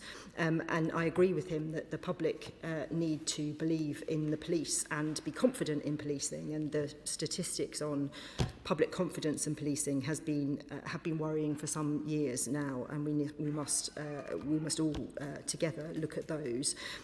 He made the usual point about officer numbers, and I'll make the usual point back, which is, as he knows, that the party opposite cut 20,000 police. They then recruited 20,000 police and they put 12,000 of them behind desks. We are taking them away from desks and putting them on the front line, and we are investing in technology. Police AI, for example, where I have put £75 million to transform the bureaucracy that our police officers we know have to spend a lot of their time doing, so we can take that away so they can focus on the front line.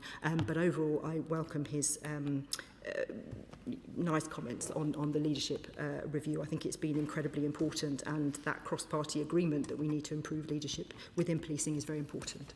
Jonathan Hinder. Thank you, Madam Deputy Speaker. I thank the Minister for her statement, and I welcome this focus on police leadership, of course, and I look forward to reading the report in detail. Can I thank her for acknowledging that it's not the first government to grapple with this issue, because there is a certain weariness when you've been around policing for a little while. There's been lots of changes, whether it's PCCs coming in, whether it's independent misconduct chairs, or what else have we got? The different entry routes, which the Conservatives brought in and then went back on. There is a real weariness to the process changing around it. And what the frontline officers want to know is my job going to get easier to deliver on the priorities that I know the public have got, but I don't really feel back to do? So can she just reassure the House that that will be at the centre of this, no matter what changes, well-intentioned as they might be, that are made on the back of this report? Can I thank my honourable friend for his comments? And he's right. We have to be laser focused both on what is going to improve outcomes for the public and what is going to enable the police to do the job that we all ask them to do. And I think the report, and I do recommend that he reads it, it is a very good read. At its heart, it says we want our police to have sound judgment and common sense in their policing. We want them to be freed up to be able to make the decisions that are commonsensical and the right thing to do. But in order to do that and to strip away the bureaucracy and all the forms they have to fill in and all the detail, we also have to ensure they're trained at the same time to be the police officers that we want them to be. So how do we match the training with then freeing up our police to get on and do the job that we all ask them to do in the first place? Liberal Democrat spokesperson Will Forster. Thank you, Madam Deputy Speaker. I want to start by first thanking the Honourable Lords Blunkett and Noble Lord Herbert for today's report. It is a shining but welcome light on the challenges facing leadership in our police forces. I know firsthand in my constituency of Woking that police forces deal in, day out, with highly sensitive, dangerous and traumatic incidents that keep us safe. It's deeply challenging work, and we are greatly indebted to them. That is why the findings of this report are so concerning. It shows that officers are too often hampered by scarce resources, excessive bureaucracy and conduct processes, leaving them unable to focus on delivering for the public. The Liberal Democrats have long campaigned for a return to the proper community policing and neighbour policing that our constituents want. For that to happen, officers must be properly supported and equipped to tackle the many issues facing our communities. Please will the Minister set out what plans the government has to increase the numbers of bobbies out on the beat? Even more concerning are the report's findings on the inconsistent standards of leadership across our police forces. Numerous instances of leaders falling short of the standards of integrity, honesty and professionalism expected of them, including cases of cronyism, nepotism and abuses of power for sexual purpose are appalling. It is clear that we need a root and branch reform of the policing system, as the report calls for, to stamp out this bad behaviour, improve and ensure that leadership is improved and that senior officers are held to the highest standard. Will the Minister confirm that this recommendation and others in the report will directly inform the forthcoming police reform bill? And finally, Madam Deputy Speaker, poor leadership in the police has been highlighted by the Police Federation, where they have highlighted an increase in officer suicides, but we don't have the data. Will the Minister commit to introducing that police forces have a requirement to gather that data? Thank you. Minister Jones.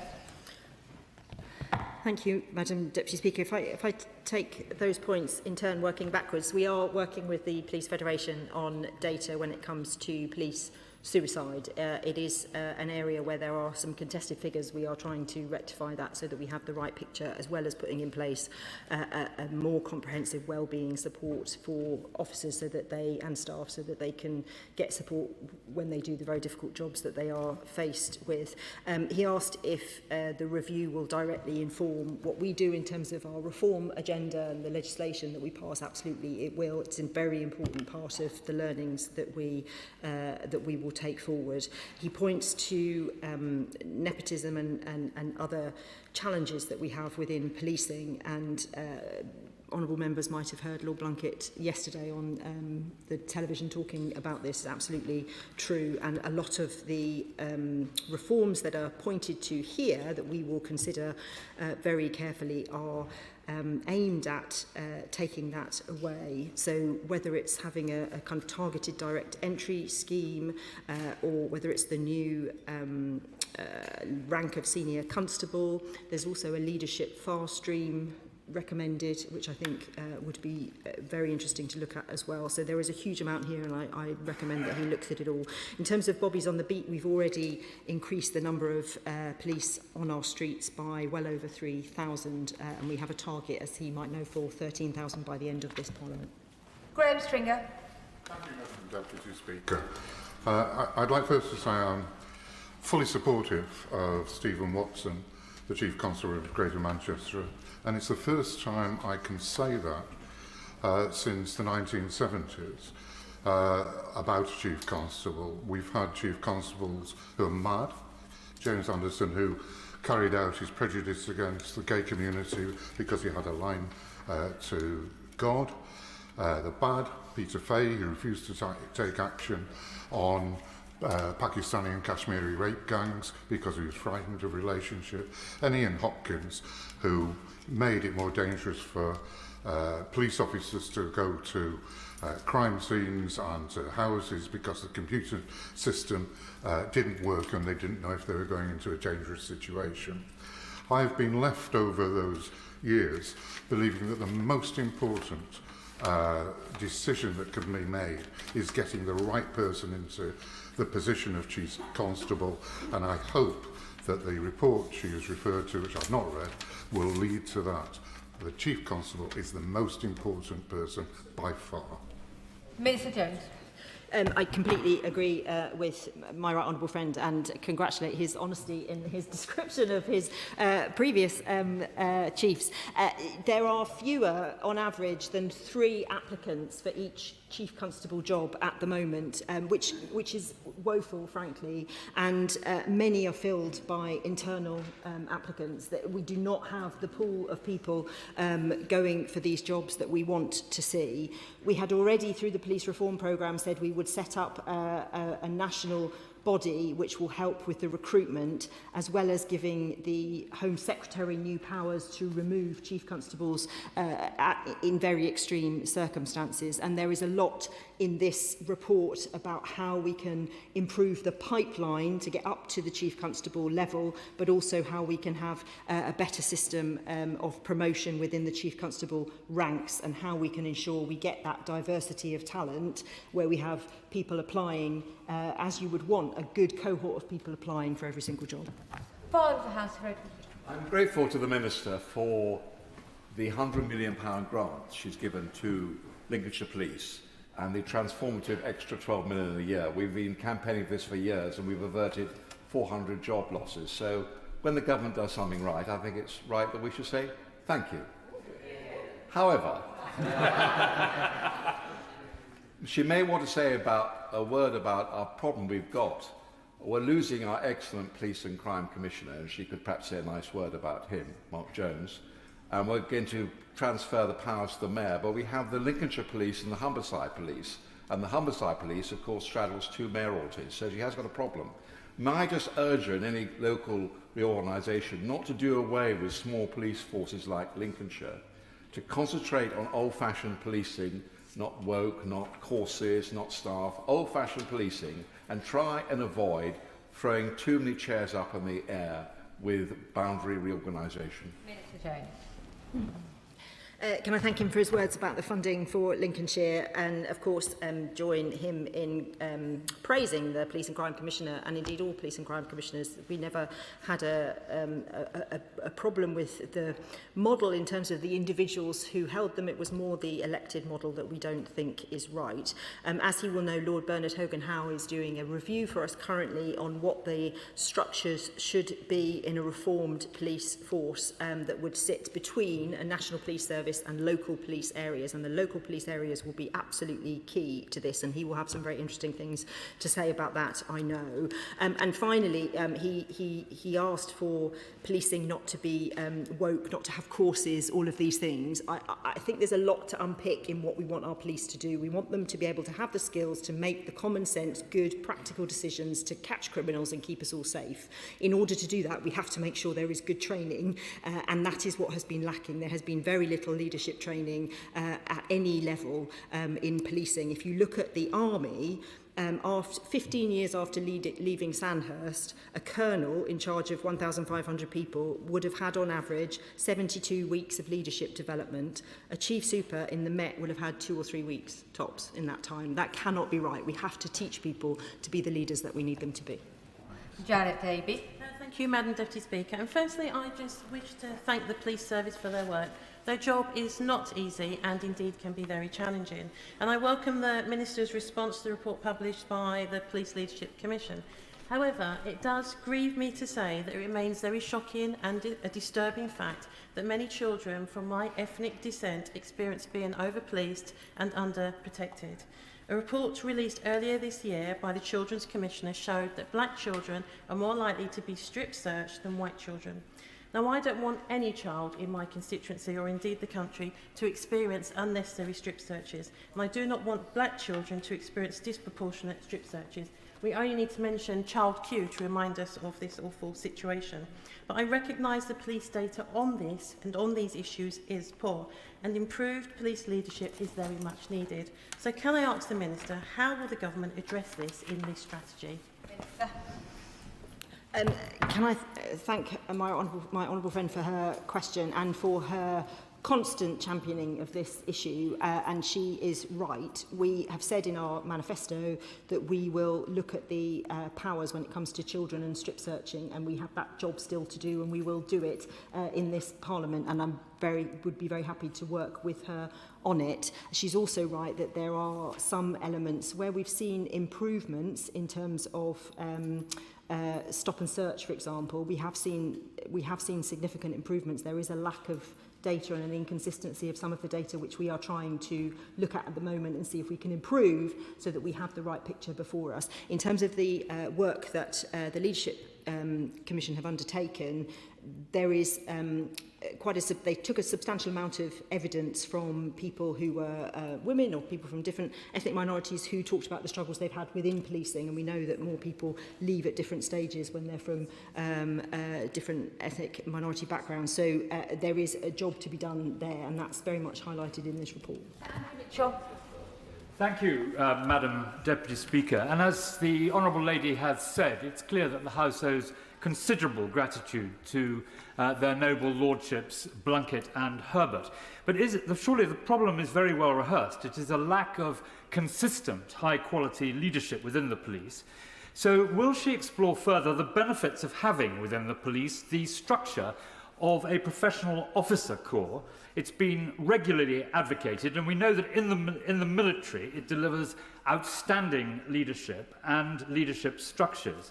So will she bear in mind that there are many brilliant, very senior officers in the British military who would bring undoubted leadership skills to bear at the most senior levels within the police, including in the future for the role of Metropolitan Police Commissioner? Minister. I don't know whether I would think. I suspect we're some way away from not having a warranted police officer as the chief in the Metropolitan Police, but maybe not. We are very much open to looking at both how do you get some of our police leaders on secondment out into other sectors that are similar and get some experience come back, and also how do we look at direct entry where the roles are similar. A lot of people in policing have very different views about the correlation or not of the army, but there was some very interesting work done as part of this review, and I would recommend that he has a look looking at what the army does. The new rank of senior constable is very interesting, and the suggestions that they are making about the very senior police is also very interesting, and I would urge him to read the report. And although, as he says, some of these things are kind of well known, actually there's a huge amount of nuance and detail in this report that is well worth reading. Tom Rutland. Thank you, Madam Deputy Speaker, and I thank the Minister for her statement and indeed my local police officers for their work. Trust in policing is absolutely essential, and that trust and confidence has been tested too many times in recent years. So does the Minister agree that strong ethical leadership is fundamental to rebuilding public confidence in policing, and that the Leadership Commission's report provides an important opportunity to ensure that officers at every level are better supported to deliver the high standards that the public rightly expect? Can I thank my honourable friend? He's absolutely right, and the report is really strong on this, the importance of good ethical policing, so that we can reset our police leadership culture around high performance, cutting crime and keeping people safe. And on top of that, preparing us for the challenges that lie ahead. As we know, the force has not been forward-looking enough in the equipment that we've provided, the training that we've provided to look at the new forms of crime going forward. We also have a very young force. As of March last year, I think 1/3 of our whole police cohort had been in for less than 5 years. So building that experience, but through an ethical framework, is very important. Taylor. Thank you, Madam Deputy Speaker. The findings of this report find structural issues within police forces with fragmented and inconsistent systems that do not make the most of our police talent. If you're an officer and you see cronyism, nepotism and abuse of power around you, you will not be putting the future of your career at the top of your mind and trying to break through that system. So with a view to an impending government reorganisation, whichever Home Office ministers are in place under the new Prime Minister, can I ask how will the Minister ensure that the proposed police reorganisation ensures that strong systems are in place to ensure effective police leadership and development and to break us out of the situation that have been developed? Minister. Can I thank him for his question? The reform that we have set out more broadly to just this report today is in many ways not contested by, there are some aspects of it that is, but others that aren't. So setting up a national police service, there is agreement, I think, across political parties and across policing that is the right thing to do. Having more of a focus on the sort of hyper-local, the local area, and making sure the public can expect that those acquisitive crimes that go unsolved, are responded to in the way that they expect. The area that Lord Bernard Hogan-Howe is looking at the moment, which straddles, as he rightly says, two different prime ministers, is looking at what's the layer in between, and there are different ways to approach that, and we are working through all of those. But the fundamental premise that if we don't reform policing, we will not end up with a force that can face the future in the way that we need it to, I don't think anyone would disagree with. John Slinger. Thank you, Madam Deputy Speaker. I very much welcome this report, and I want to put on record my respect for the senior leadership of Warwickshire Police, with whom I've engaged, and also in the spirit of the comments of the Leader of the House, I would like to say that the Conservative Police and Crime Commissioner is also a good man, and I've had good relations with him regarding policing.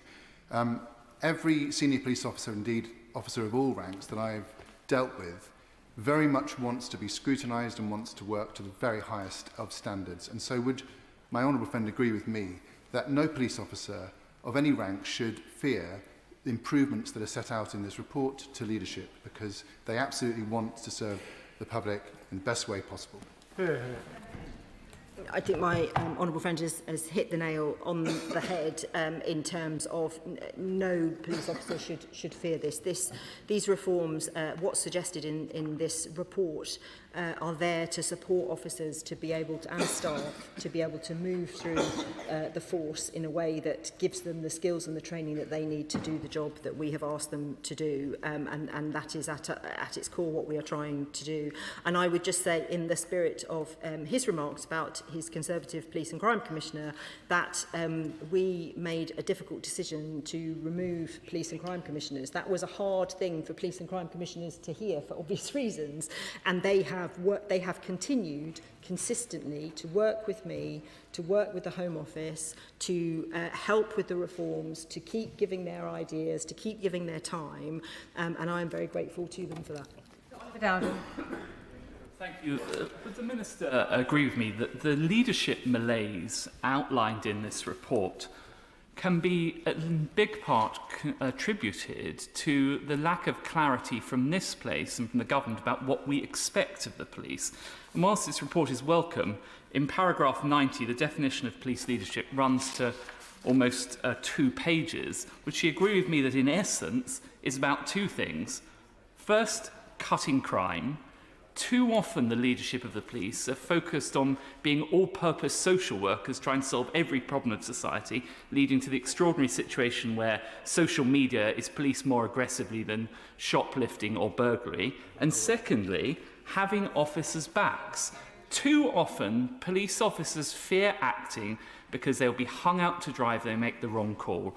And I'm afraid we saw exactly that this weekend in the extraordinary scenes at this Pride March, where there was explicit anti-Semitism directly attacking Jews, with the police standing back and watching. We have to achieve a cultural change. Would you agree with me in those objectives? Minister. I agree with him that the police have a duty to police without fear or favour, and that needs to be absolute, and that everybody is equal under the law. And I agree with him that I suspect over the years there might have been political decisions made that might have made that job harder for the police to do.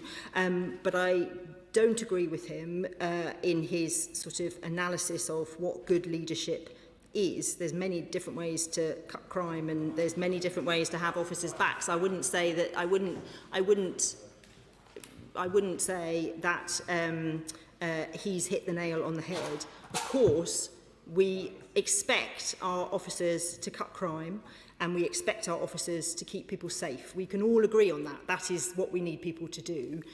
The question is, how do we do that, and how has leadership been so poor over the years that we are not achieving that outcome? Now, it may be that decisions made in this place are partially to blame, it might not, but it cannot be right that, for example, only about 500 officers and staff will start a centrally delivered national leadership programme this year out of 140,000 officers and many thousands more staff. That cannot be right. That cannot be designing good leadership when we're not training people on how to do it. Alex Mayer. Deputy Speaker. Page 39 of the report says that the college is hampered in its quest for reform by the constant attempt to try and reach consensus. In light of that, what steps is the Minister taking to ensure that the governance of the National Police Service will be fit for purpose? Minister. Can I thank her for the question? The National Police Service will set those consistent standards and will ensure that we have a national workforce strategy that sets out exactly how many different people we need and in what different roles. The report shows multiple areas where there's a compliance culture in forces, there's risk aversion in forces, people don't want to speak out for fear of consequences, there's a resistance to new ideas. All of these things suggest a culture where people are not being trained, not being supported, and not being allowed to do the fundamental job which we ask them to do, to cut crime and keep people safe. So the National Police Service will be able to set those standards at a national level, and it will be able to ensure there is consistency across all the forces and not the inconsistent approach that we have at the moment. Robert Jenrick. A white man on a night out in Birmingham is assaulted by two black men. The police intervene and they arrest the white man, the victim, and they allow the two black lads to flee the scene. They then call the victim a dick and they hit his head against a police car whilst they're sticking him in it.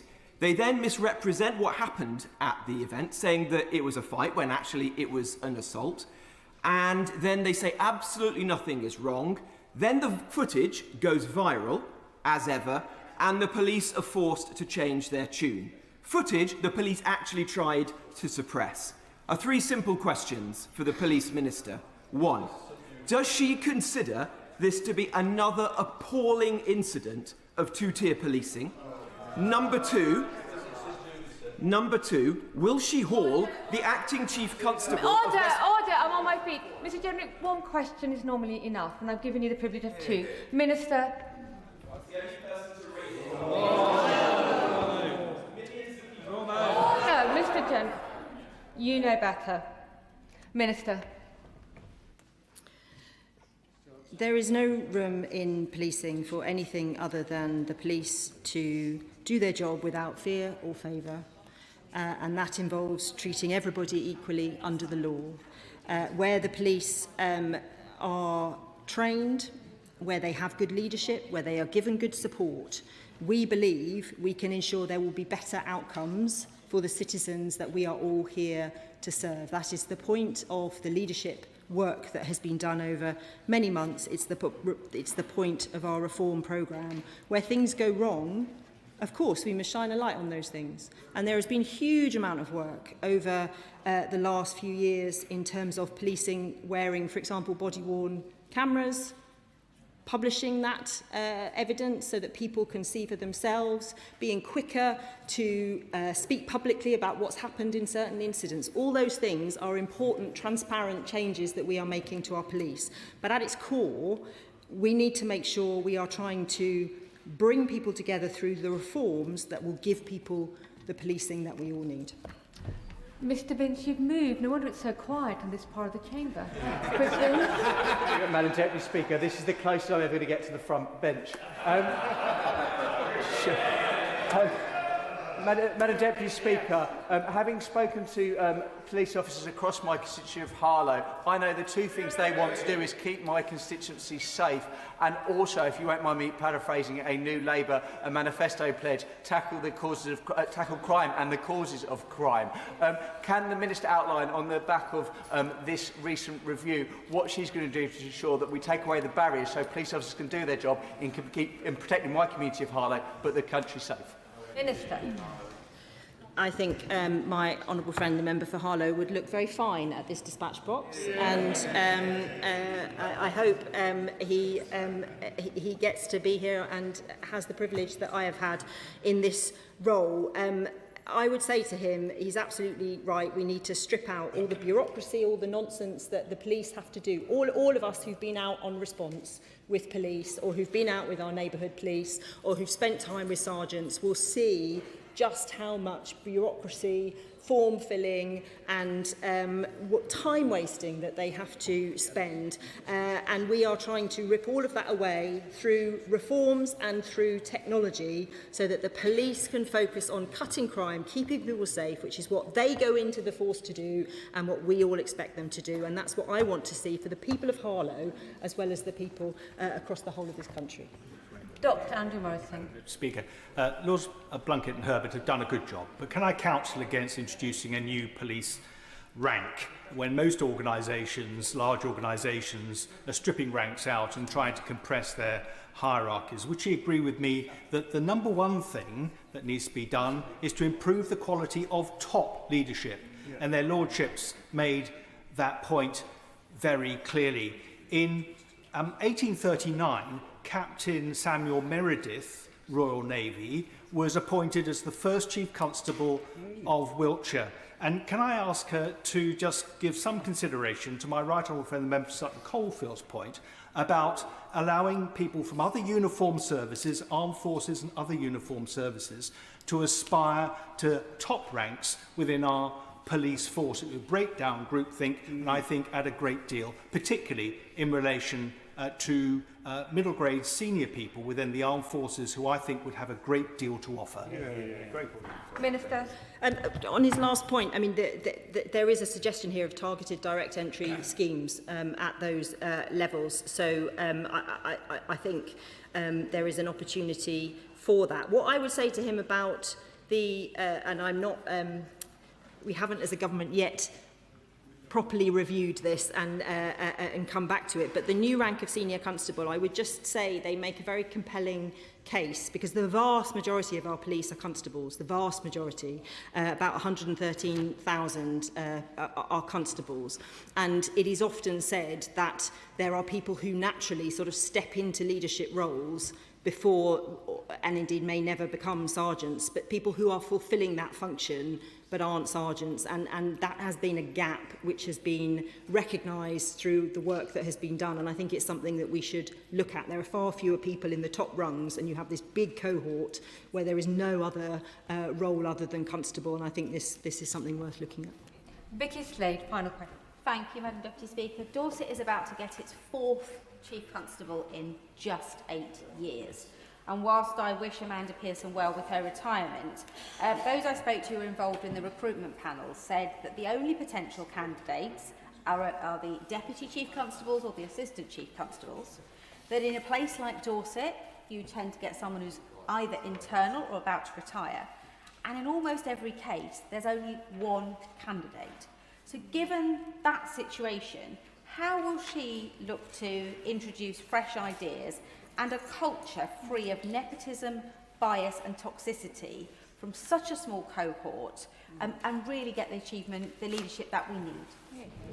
Minister. The Honourable Lady speaks to one of the problems I highlighted earlier, which is that fewer than 3 applicants in the main apply for a Chief Constable role, and many end up being filled by an internal candidate. And it cannot be right, the point that she made, that a force such as hers will only be filled by somebody internal or someone thinking about retiring. I mean, it is a brilliant job. I mean, challenging, yes, but brilliant, definitely. And we should have many people aspiring to that role. And there is a huge amount in this piece of work that I, again, thank all of those who've contributed to it, including lots of people who've given much of their time to help and support and think these things through. There is much in here that will help us get to a point where, as we all want it to be, when a chief officer role like that one comes up, there are multiple people who want to apply. That is the end of the statement on Police Leadership Commission report. I'll give the front benches a moment or two to shuffle over.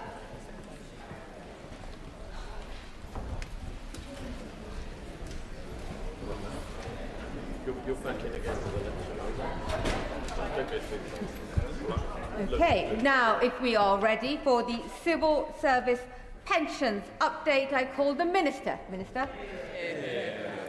Thank you, Madam Deputy Speaker, and I want to provide the House with an important update on the administration of the Civil Service Pension Scheme. Capita were awarded this contract in November of 2023.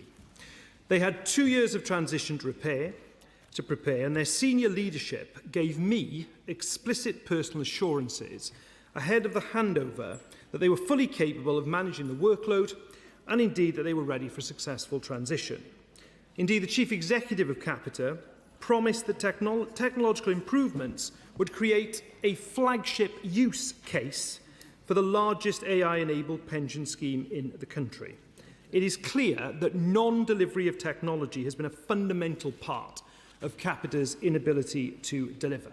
The reality is they were completely unprepared, their system was overwhelmed, and it resulted in a backlog that skyrocketed to a staggering 120,000 unresolved cases. Now, in response to this, I intervened immediately and established the Cabinet Office Pensions Recovery Task Force. And Capita committed to 2 critical recovery targets: an end of April milestone to clear the inherited arrears, and an end of June milestone, by which point they promised a complete return to standard contractually required levels. Capita missed their own April milestone, and indeed the end of June deadline has arrived, and I regret to inform the House that they have failed to meet this milestone as well. So 7 months on from taking over operations, too many pension scheme members still face unacceptable delays after years of dedicated public service. Now, since my last statement on this, thousands of quotations have been issued and pensions put into payment. Capita had committed to clearing the quotes backlog by today, but I'm afraid the reality remains very different. As of the end of June, there are still over 6,700 quotations outstanding for past retirement dates and over 4,100 bereavement cases where Capita could take action. These are the most harrowing stories, Madam Deputy Speaker, affecting devastated scheme members and grieving families. So my officials have forcefully escalated these systemic back-office failures directly to Capita's senior leadership, demanding immediate investigation and resolution. And I have to be frank with the House as well. What progress has been achieved is because of the significant additional capability provided by the Cabinet Office Pensions Recovery Task Force, over 140 officials that I have surged into this. But let me also say to the House, public money will not fund Capita's failings. We will recover every single penny of these surge costs directly from Capita, and I will not remove a single member of this team until this service is permanently fixed and fully restored. Now, Madam Deputy Speaker, across core areas of pension payments, quotations and complaints, the operational reality remains deeply concerning. And whilst the speed of quote issuance has accelerated over the past month, it still leaves over 6,700 outstanding quotes to be processed as of the end of June for past retirement dates. Turning to parliamentary correspondence, the volume of MP complaints remains too high at over 1,900 outstanding constituent cases. I do understand Capita resolved almost 700 last week, but another 500 or so complaints were raised, so this remains, I'm afraid, all too current an issue. When I last reported to the House, the figure stood at 1,500. And to see that backlog having grown is frankly completely unacceptable. Capita has clearly failed to effectively manage the correspondence to the extent, again, I've had to ask the Cabinet Office Pensions Recovery Task Force to step in. Indeed, the situation has been so faltering that my honourable friend, the Parliamentary Secretary, has indeed written to Mr Speaker about the matter. So because of Capita's persistent failures alongside a wider, completely unacceptable failure in their overall MP engagement, which is demonstrated, I have to say, and it was reported to me by members across the House, even a poorly coordinated MP drop-in session back at the end of May, which again meant that I had to intervene again.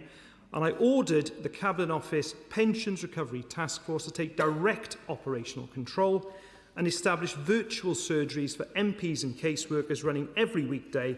And I hope that has provided at least a direct route for parliamentary offices to at least try to secure updates. Now, since I launched that initiative in May, we have delivered over 250 virtual surgeries, supporting over 150 members across the House.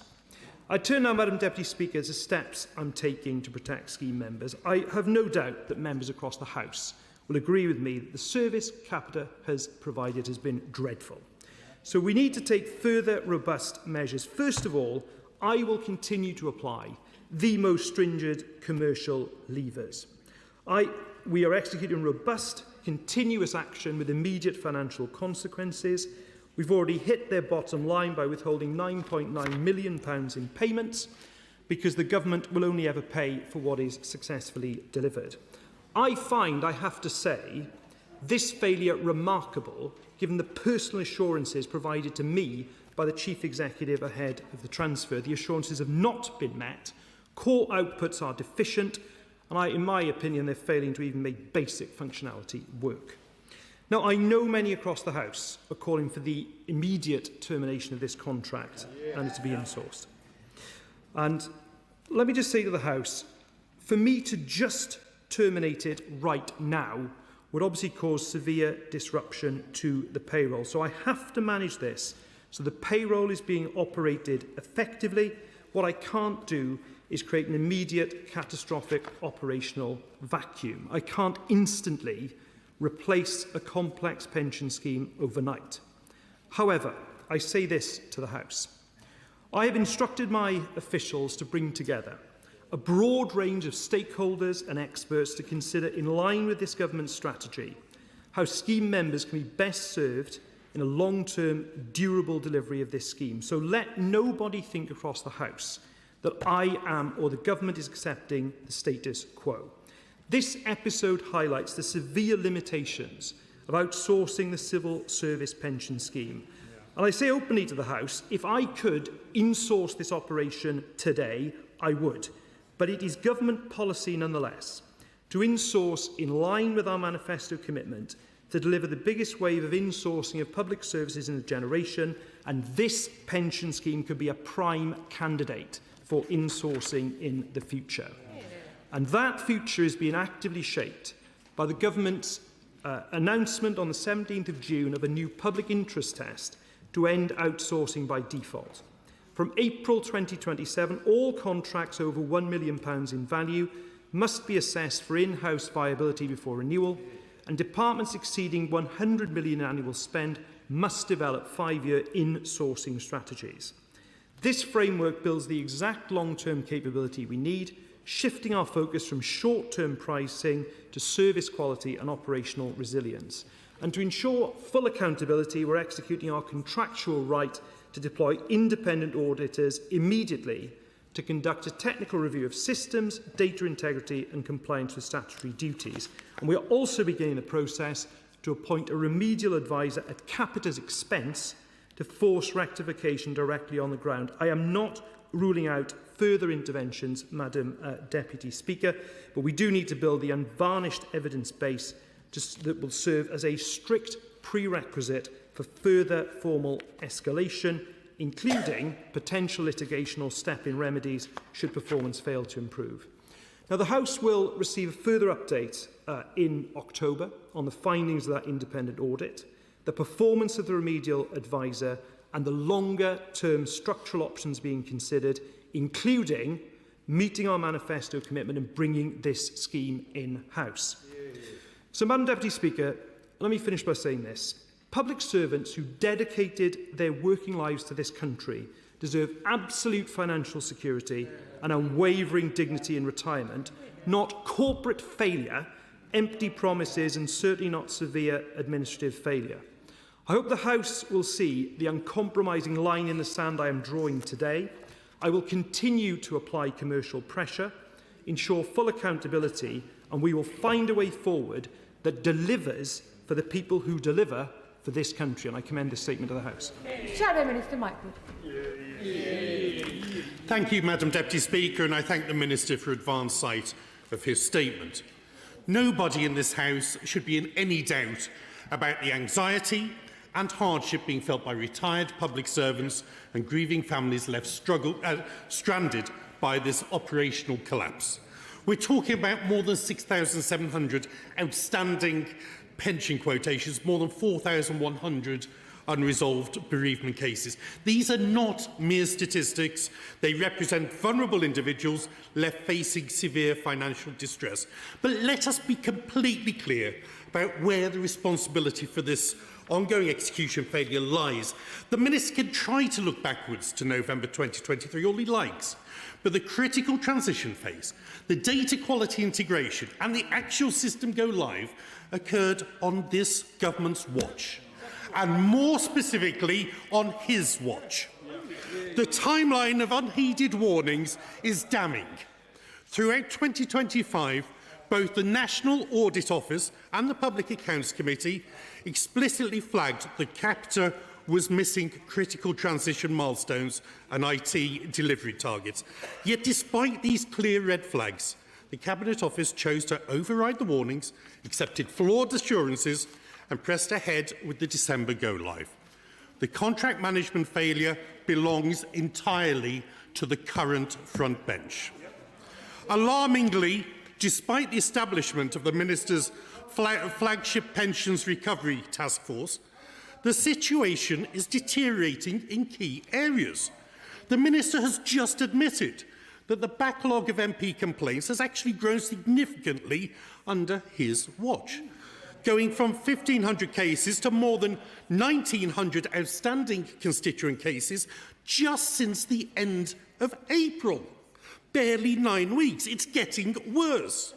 And worse still, instead of focusing purely on immediate operational rectification, the Minister is using this crisis as an ideological springboard to flip to default insourcing. Now, I'm agnostic as to whether the scheme is provided in-house or externally, but there is little in this government's record to suggest that it is capable of running this scheme any less incompetently than the current operators. Retired civil servants do not need a lecture on procurement ideology. They need their pensions sorted today. Madam Deputy Speaker, the Minister must answer 4 specific questions. First, given that the Public Accounts Committee explicitly warned of Capita's IT system unreadiness last October, what independent technical verification did the Cabinet Office conduct before ministers allowed the December go-live to proceed? Second, the Minister noted the 140-strong government surge team is costing significant resource. While he intends to recover these costs from the 9.9 million withheld from Capita, will he guarantee today that any remaining funds will be legally diverted into an immediate compensation scheme for those affected and the grieving families who have suffered real financial detriment? Third, the Minister expressed deep frustration at Capita's wider public sector footprint. Now, we have the Procurement Act 2023 fully active, which established a centralised debarment list specifically to stop failing legacy suppliers from winning further public work. So will the Minister commit at the dispatch box today to formally referring Capita to the Debarment Review Service for investigation, or will he allow them to continue bidding for other contracts whilst he waits until 2027 to implement his insourcing reviews? And if the threshold isn't met in this case, where will the Minister consider it appropriate to use those powers he has? And finally, given the Minister's conclusion that Capita have always been unsuitable operators of this scheme, can he tell this House why the current government chose to award Capita the new DWP contract, not in 2023, but this February? Madam Deputy Speaker, public servants who have dedicated their working lives to this country deserve financial security and dignity. They've been let down by corporate failure, as the Minister says, but they're also being let down by this government's failure to manage the contract when it matters the most. It is time for the Minister to stop blaming the past, stop pitching future ideological tests, and finally fix the operational reality on the ground. Simmons. Madam Deputy Speaker, I'm quite astonished by the Shadow Minister's contribution. The House should be in no doubt. The previous government signed a 10-year contract in November 2023. That is the situation we were left with and what I've been grappling with throughout. And the idea that I have put ideology above operational urgency is utter and total nonsense. I have intervened at every single opportunity strongly, and I have held Capita to account on its milestones time and time again to the tune of £9.9 million in a way the previous government never, ever did. And I say to the honourable member, the Shadow Minister, the one point he did make where I do have a lot more sympathy with him is around compensation. And we have introduced a process to pay interest in respect of pensions paid by Capita from the 1st of December 2025, where full benefits are paid more than 1 month after retirement. The interest rate applied will be based on the Bank of England base rate plus 1% for the period of the delay between retirement and payment. Indeed, that information has formally been published on the Civil Service Pension website, and members will have the opportunity to ask for other losses to be covered as well as part of the complaints process. As for the rest of his comments, I think you'll struggle to find anyone who's been as robust as me holding Capita to account. Clive Betts. Thank you, Madam Deputy Speaker. On the Public Accounts Committee, and Sir Geoffrey Clifton-Brown, the Chair, has... Order. We don't reference colleagues by their names, by their constituencies, or obviously the Select Committee, but you've already done, so dive into the question. Dive very deeply into the question.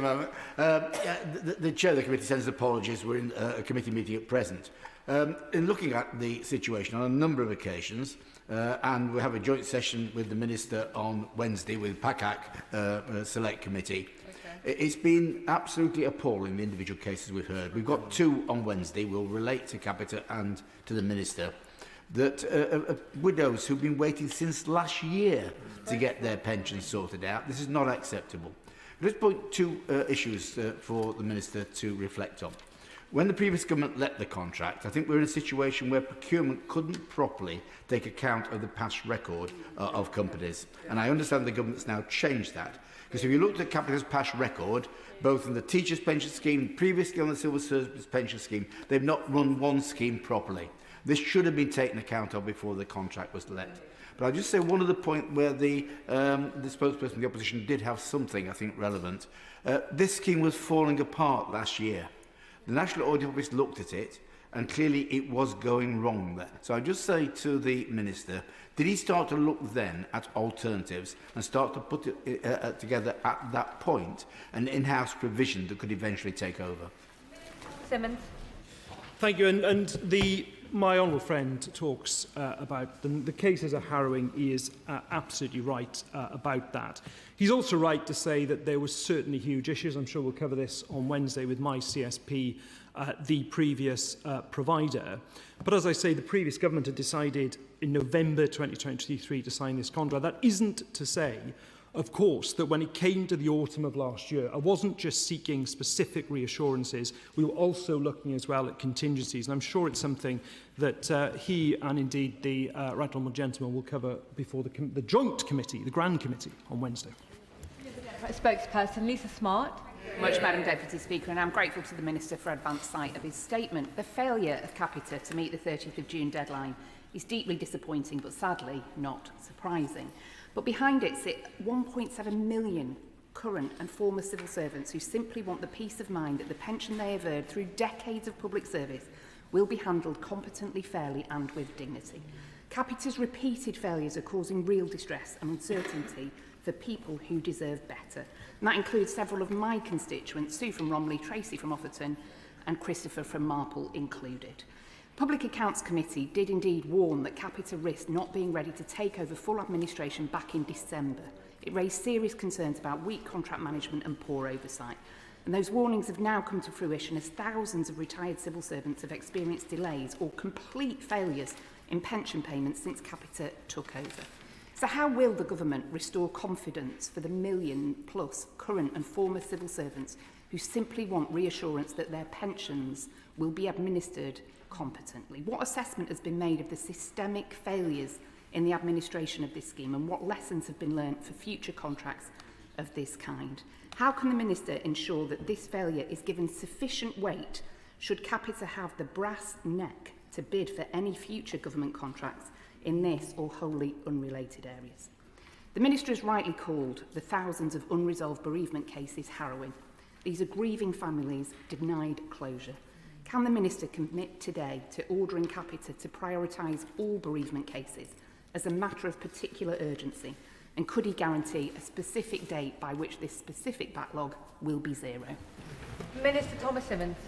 Yeah, I'm grateful to the Honourable Lady, and just to take her final point, yes, bereavement cases are being prioritised, but Capita's current working assumption is that the remaining backlog of over 6,700 past retirement quotations for past retirement dates and the 4,100 actionable bereavement cases will be systemically cleared through the rest of July and August. And I hope this House, will hold them to that timetable. More broadly, she's absolutely right in terms of learning the lessons from it and robustly holding Capita to account. That's why the House will be aware. I took the decision to end, for example, their contract on the Royal Mail pension scheme, so the House can be assured I will not hesitate to take robust action. But to the point that the Honourable Lady makes, which I think is a central one, I'm also very conscious, contrary to what the Shadow Minister says, always of the operational position week to week, to absolutely ensure that I'm still driving the improvement of this pension scheme to the level it should be at. Thank you very much, Madam Deputy Speaker. This is a real mess, I'm pleased the Minister has acknowledged, but there are a couple of practical things that could be delivered. There's no MP hotline, and there's a long and complicated process for MPs and their staff to go through the other hotlines. So could that perhaps be resolved, because that would make things a lot quicker? And when emails are sent, the same AI-generated generic response is sent repeatedly back, which is making no progress. So there's just toing and froing, which is wasting time. And there could be perhaps clearer guidance about what MPs can pass on to the constituents of ours who've got challenges. And finally, postal delays are a real issue in my constituency, and I know in others, particularly in London, but I'm seeing nodding from around the country. Could there be more use of email to at the very least get out the statement, even if there is eventually paperwork to be signed? But most organisations now manage to do paperwork via email. Could not Capita sort this one? Yeah, I mean, look, and I'm more than happy to take on board what my honourable friend has said in terms of streamlining the MP interaction with this service. I know that my honourable friend has passed on many of these points directly to Capita and indeed raised their behaviour directly with the Speaker's office. But in terms of broadly what my honourable friend is saying, I'm more than willing to look at it. Simon Hall.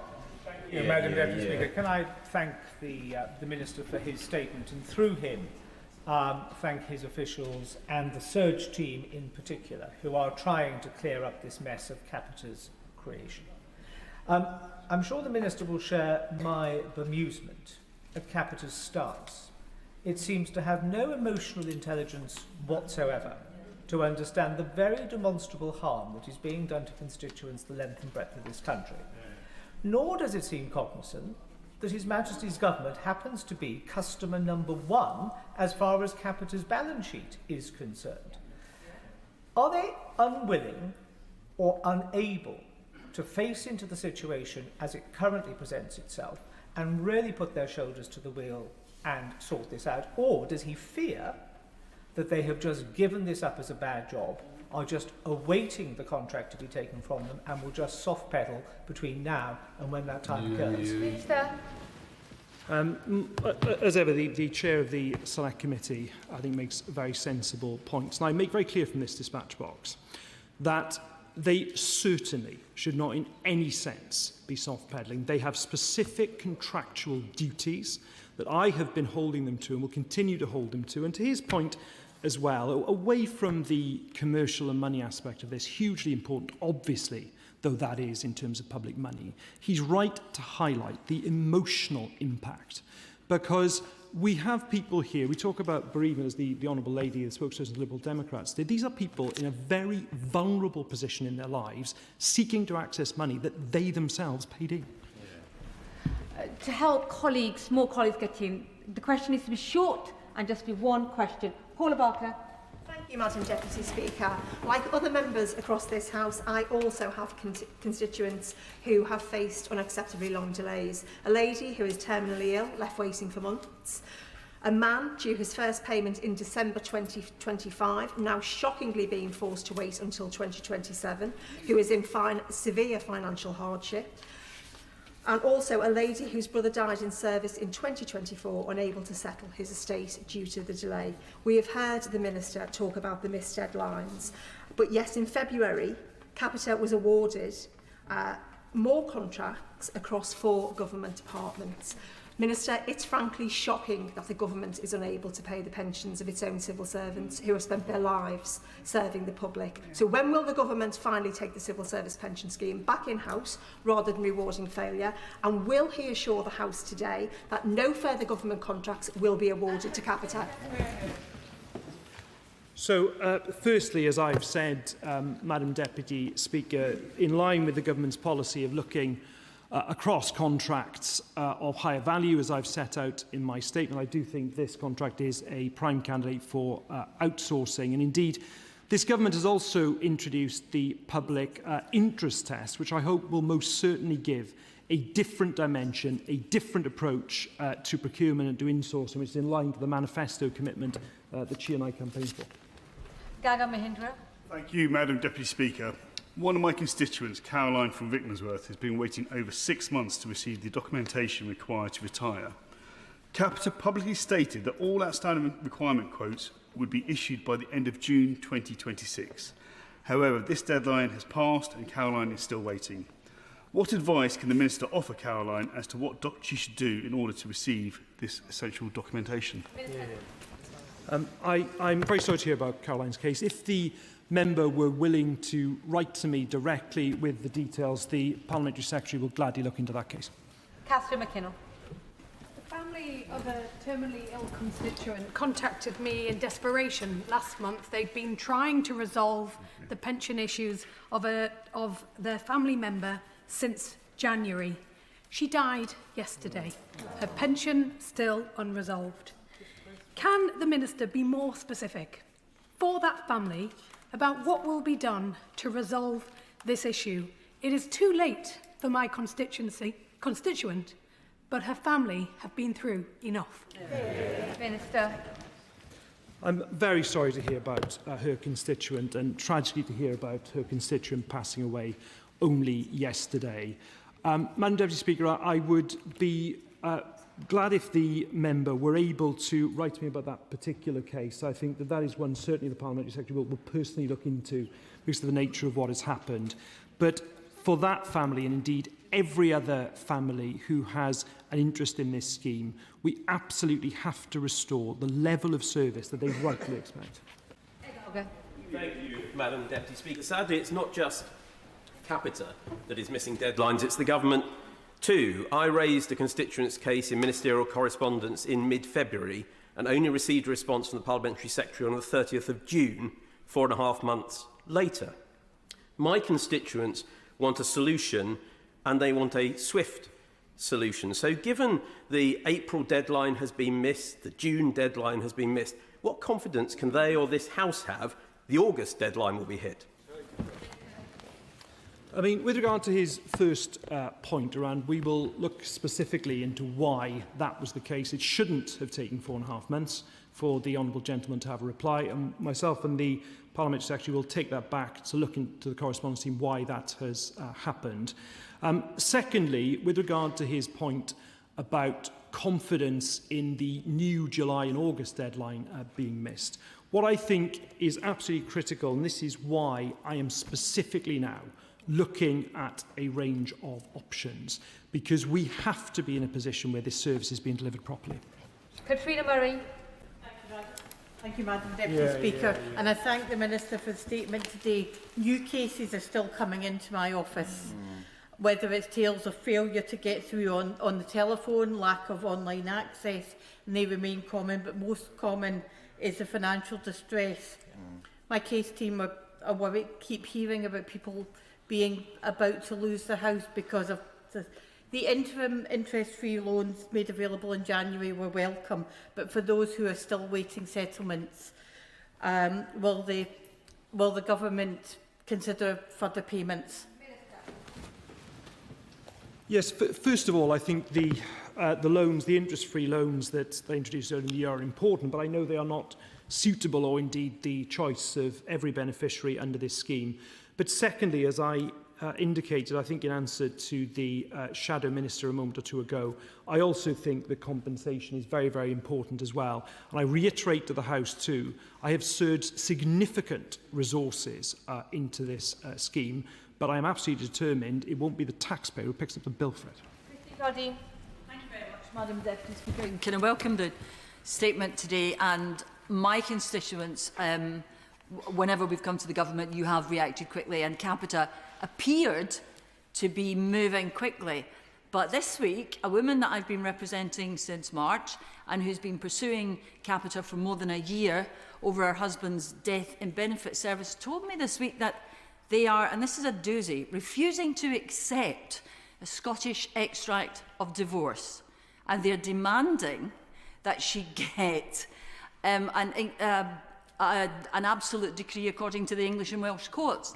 Now, the thing about that is, that's going to take so long, it will take her through, she's prepared to do it, but it will take her past the deadline, after which her children will have to pay tax on the death and benefits. So, can the government give her some reassurance that she's not going to be pursued for tax and that something will be done to tell Capita that a Scottish divorce extract is actually valid?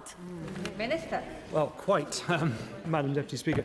On this, I understand, and I'm grateful to the Honourable Lady, because I know she has been, I think she's had a few virtual surgeries, I know she's been in contact with my office. I think she's got a number of ongoing cases, actually. I think I was looking, I counted 7, actually, before I was coming in to deliver the statement today. I think the Honourable Lady's met the Parliamentary Under-Secretary previously, but on this particular issue, the Parliamentary Under-Secretary would be more than willing to do that again and to highlight this particular issue around Scottish divorce law to Capita. Mary Kelly-Foy.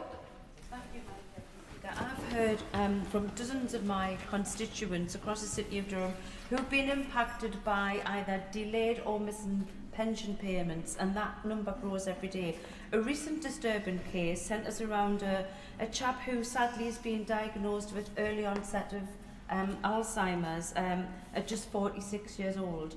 So, ill health retirees should never be left without that vital support that they need at the most difficult moments of their lives. So can the Minister please reassure this House that Capita will clear existing backlog as a matter of urgency, prioritising ill health, bereaved families and those facing financial hardship?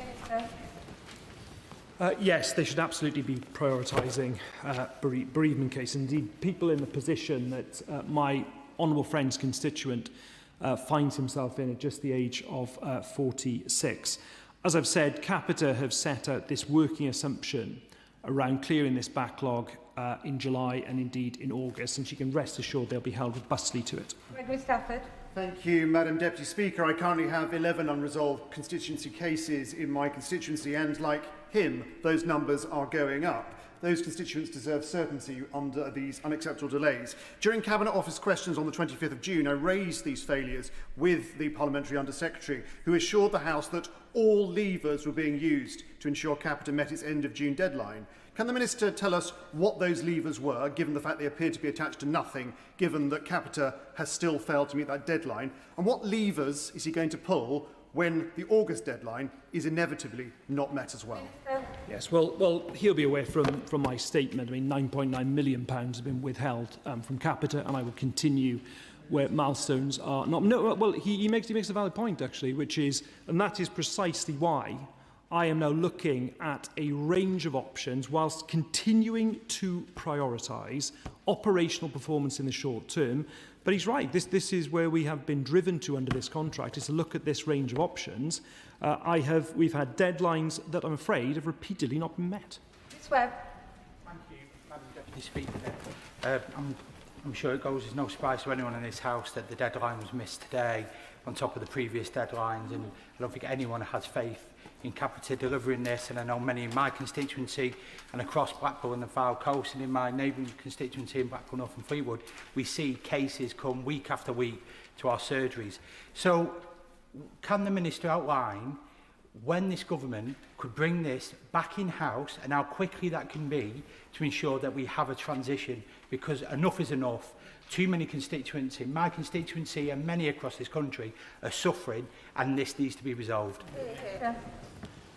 So, looking forward, Madam Deputy Speaker, the government has already announced its new public interest test to end outsourcing by default, and from April of next year, all contracts over £1 million have to be assessed for in-house viability before renewal.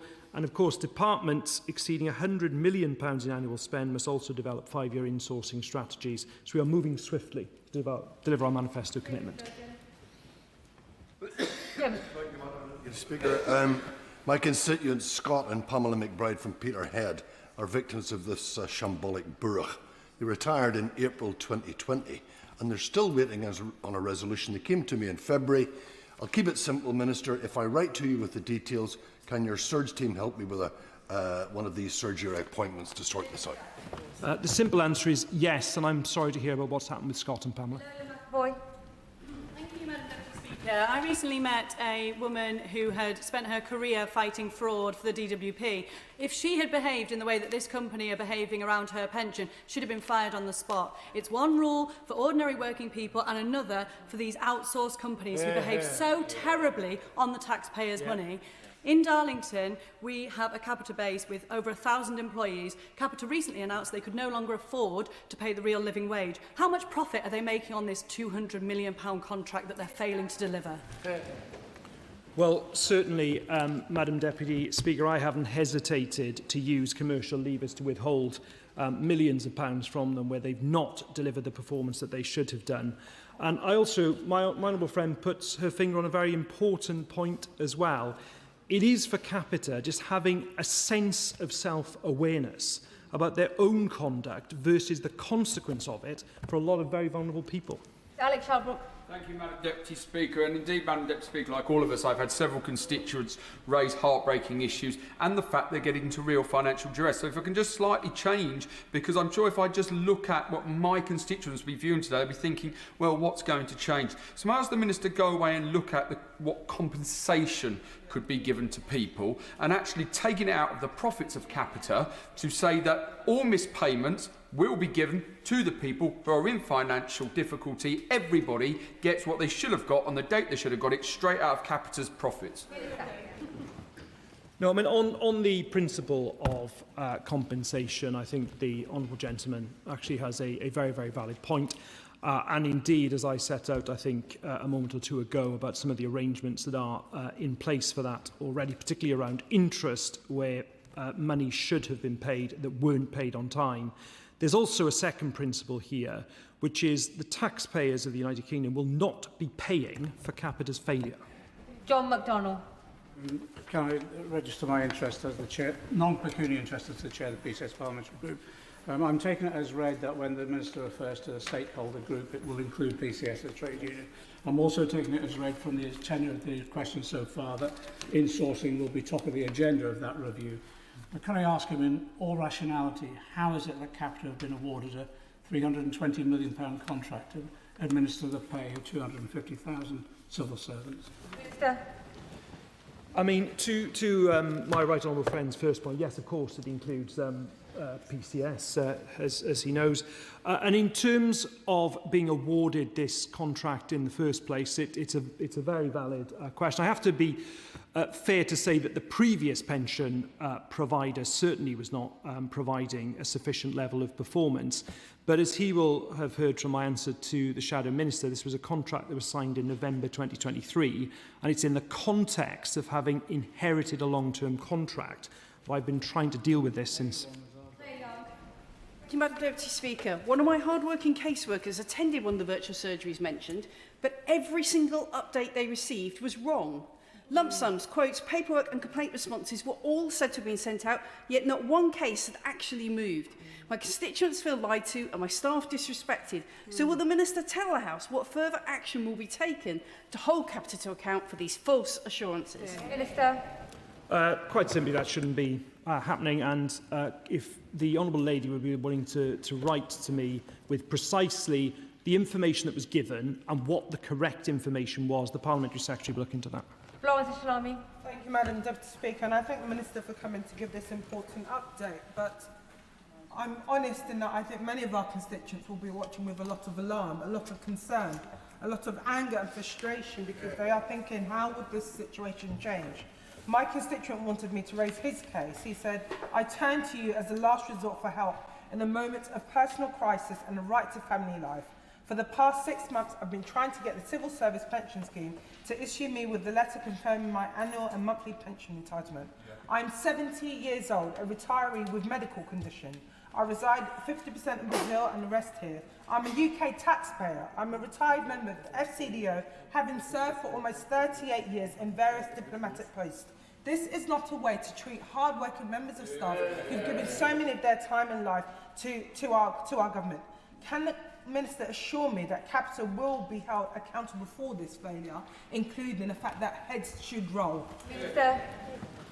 My honourable friend is absolutely right that it's been totally and utterly unacceptable, and she's absolutely right too that they have been and will be robustly held to account. That is why, of course, I've appointed now the audit to look at the future of this scheme, but also, as well, the remedial advisor, which, by the way, is being appointed at Capita's expense to force rectification directly on the ground. It's two things here. It is the immediate operational issues, but also the future of the schemes we looked at too. Blake Stevenson. Thank you, Madam Deputy Speaker. Capita's failures have caused significant hardship to retiring civil servants across the country. And the Minister is right that the immediate priority should be to resolve the hardship caused to all of our constituents. But looking forward, is it also important that the government, and I mean all governments, not just this government, gets much, much better at managing and overseeing third-party contracts to stop this and similar issues happening in the future? Time and time again on the Public Accounts Committee, we're assessing departmental oversight of third-party contracts, and the commercial management, frankly, to my mind, is just not good enough. Could the Minister outline what the Cabinet Office is doing to improve commercial management throughout the whole of government? So, look, and I'm grateful for the tone then, in which I thought it was a constructive question the honourable gentleman asked. And look, that is why I think one of the reasons the government's introduced the new public interest test to end outsourcing by default, and that will mean that reassessment is going to happen from the start of next year. I think it's very, very important, and I think it's important as well, as I think the honourable gentleman very fairly concedes, we need to look back over a few years across different governments as well. The questions are far too long. Too many colleagues will be disappointed unless questions are kept short. Kim Johnson, show us how it's done. Thank you so much, Madam Deputy Speaker. I really welcome the Minister's statement today and his acknowledgement that Capita has failed and failed miserably, but not for the first time, failing 1.7 million civil servants, some of them in my constituency. So I'd like to ask the Minister what due diligence was undertaken and how much profit are they making when they're not paying the living wage? And should you now consider sanction them more than the 9.9 million? And will you please work with unions to... Gosh, long question and use. It's not my responsibility. Minister, over to you. Yes, we will continue to work with the trade unions and other stakeholders, and my honourable friend can be rest assured. Yes, it's correct that £9.9 million in milestone payments has been withheld, but I will not hesitate to continue to use all the commercial levers for poor performance. I welcome the statement very much. I just want to follow on the question from the member for Bromsgrove just now. Yes, ministers must take responsibility for these contracts, but ultimately Whitehall fails to deliver value for money on behalf of the public. It's not enough to say that the government plans to insource more contracts. They can't insource everything. So what is the government doing to ensure that Whitehall gets better value for money when it does procurement and also project management? Minister. Yeah, I mean, to be fair to the honourable gentleman, I know he's looked very carefully at a number of these things. I would say, first of all, the point of the public interest test is to end outsourcing by default. But he's also right, there is an additional issue here, which is a cross-governmental issue to look at management of contracts. It's something that I've certainly been thinking about looking at in the Cabinet Office, and he's correct. It's something we need to look at across the board. Thank you, Madam Deputy Speaker. Angela from Greatgar worked for the Civil Service for 42 years. Despite this long and loyal service, she was looking forward to retirement, which became a nightmare when she could not get her pension from Capita for 6 long months, causing huge distress. Will the Minister commit to holding them to account every single day, and will he make sure that we remember this if they ever apply for public contracts again? Yes, I'm very sorry to hear about the experience of my honourable friend's constituents, and she can be assured we will continue absolutely to hold Capita robustly to account every day. Thank you, Madam Deputy Speaker. The Minister set out for the House the robust accountability measures that he has in place, and whilst I appreciate it's very difficult for him to ensure that he gets the response he wants from Capita, can he please ensure that constituents of mine like Keith Wyville, when they contact their former employer, the Cabinet Office, are not simply given the brush off and told to raise the issue with Capita, but at least have set out for them the actions that the government is taking?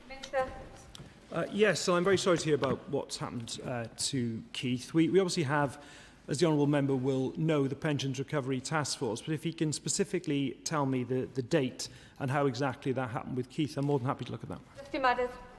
Deputy Speaker, my constituent logged into the pension portal this morning. It told him that he'd only been employed by the Civil Service for 1 year, not the 35 that he'd actually been employed for, by an agency that didn't actually exist when he started working for the Civil Service, and it still can't tell him what his annual pension value is. So that's after a software upgrade at the weekend, by the way, so God knows what it was like before then. But this just shows, doesn't it, Madam Deputy Speaker, what a shambles the system is. I really welcome what the Minister said about the public interest test, but don't we also need to make a competence test a key part of that, so these companies who are serial offenders don't get any public contracts again? Yes, I'm very sorry to hear about what's happened with his constituent, and I would say to him, he's absolutely right. Competence and delivery under these third-party contracts is absolutely central, and we need to hold every person who has been awarded these contracts are actually delivering for the public to make sure they do so to the standard they're expected to. Go, Franklin. Thank you, Madam Deputy Speaker. My constituent Anita was widowed suddenly in December 2025, and Capita have failed to calculate her lump sum and pension payments. She is living in desperate hardship. She's exhausted all her credit cards. There are no friends and family left who can support her, and she's not even been able to scatter her husband's ashes. So I would like to ask the Minister, he has insisted that bereavement cases are prioritised, but I would suggest the evidence is otherwise. What is the Minister doing right now to ensure that people like her are not living in hardship? They need urgent action. Yeah, and look, I'm very sorry again to hear about her constituent. Firstly, if her case isn't being prioritised, I think we would want to see that individually so that we can take it up. Secondly, I'm not sure whether her constituent has applied for a hardship loan or not, but clearly it's that type of situation that I introduced the hardship loans for earlier in the year, and certainly if she can write to the Cabinet Office with the details, we can also look at eligibility if a hardship loan was something her constituent wanted to do. Mr McAllister. Thank you, Madam Deputy Speaker. I thank the Minister for his statement and appreciate all the Government's work to resolve this inherited issue. However, the system is inadequate and it's causing serious problems for many within my Western Bartonshire constituency, which currently sits with a higher than average number of outstanding cases.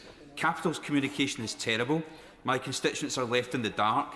Vital documents and quotes are repeatedly lost, or either that or it's a deliberate delay tactic.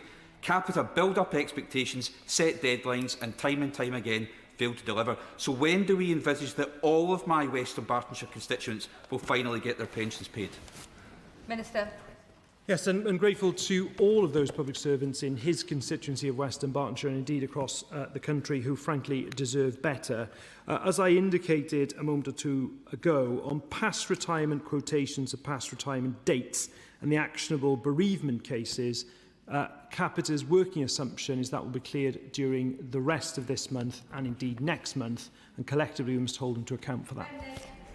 Speaker, a constituent of mine submitted a request for the pension for over a year from the proposed retirement date, but still waiting. And so, sadly, it was little wonder that the June date had been missed. The Minister explained, and something my constituents will thank him for, the significant resource that the government has now tasked at eradicating this backlog. But in advance of the August deadline, can I ask what additional resource in terms of staffing or funding is Capita allocating to this task? Minister. Yeah, no, it's a very good point, actually, it's being made by the Honourable Gentleman. I mean, I stand ready to continue with the surge resource. I have very frequent updates, and I give consideration as to, A, what additional resource might be required from me, but also, he's absolutely right, we certainly don't neglect either the resource and prioritisation that Capita itself is giving, and it's hugely important they stick to their word. Bill Esselstyn. Thank you, Madam Paul and Susan Robinson worked for the Health and Safety Executive for over 40 years each. They haven't been able to plan for their retirement since they finished last year because they've been living off their savings and off the small loan that they have had. They are typical of dozens of my constituents who contacted me. But the Minister talked quite rightly of his anger at the missed deadlines.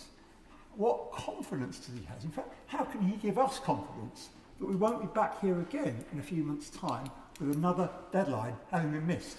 Minister. Yeah, and it's precisely because of that, Madam Deputy Speaker, and that concern that I am looking to be able to come back to the House within very short order to look at a range of options for this. Callum Miller. Thank you, Madam Speaker. Let me declare an interest as a former civil servant and a future civil service pensioner. Many constituents in my constituency are angry about this situation, like Gary, who's been waiting more than 6 months. He's now received a pension, it's wrong, or like a widower who has not received anything yet. I'm glad the Minister is angry, but let me ask him this. If a senior civil servant had been responsible for this scheme, would he now have sacked them? And what is he doing to ensure the Chief Executive, who has told him so many lies, loses their job? Minister. Madam Deputy Speaker, and I'm grateful as somebody who has indeed had years of service for the public previously. I pay tribute to what the Honourable Gentleman did before he entered the House. In terms of holding people to account, he can rest assured that I've been doing absolutely that, right from last autumn, indeed through this year, and indeed doing it financially with Capita as well. Newbury. Thank you, Madam Deputy Speaker.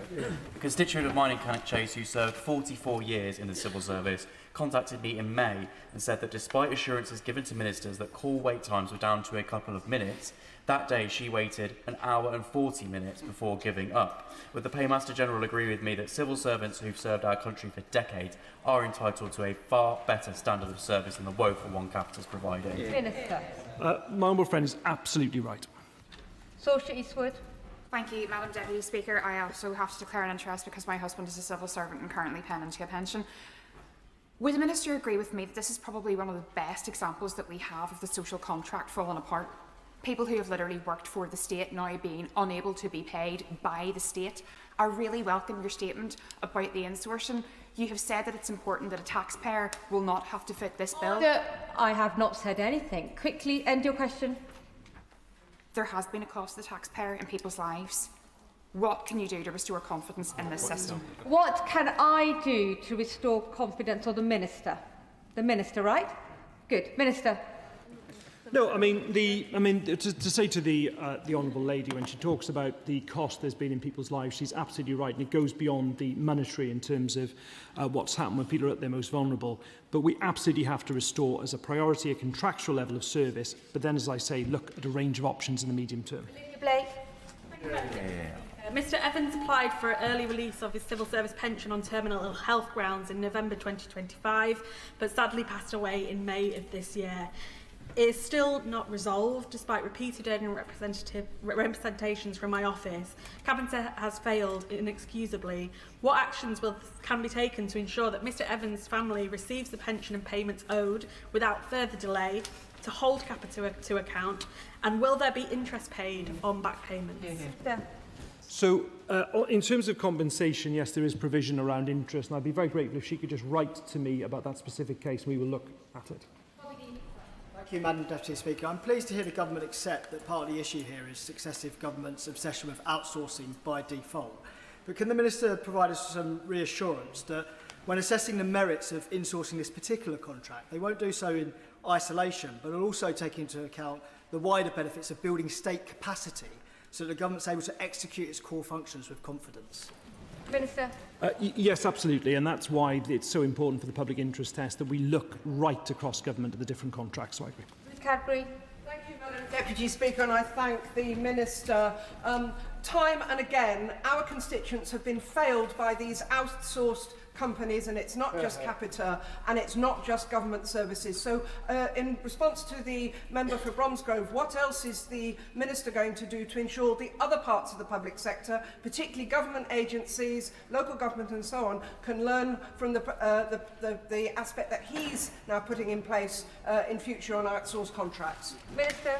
No, my old friend is absolutely right, and I think that's why the introduction of the public interest test to end outsourcing by default is so important for systemic change.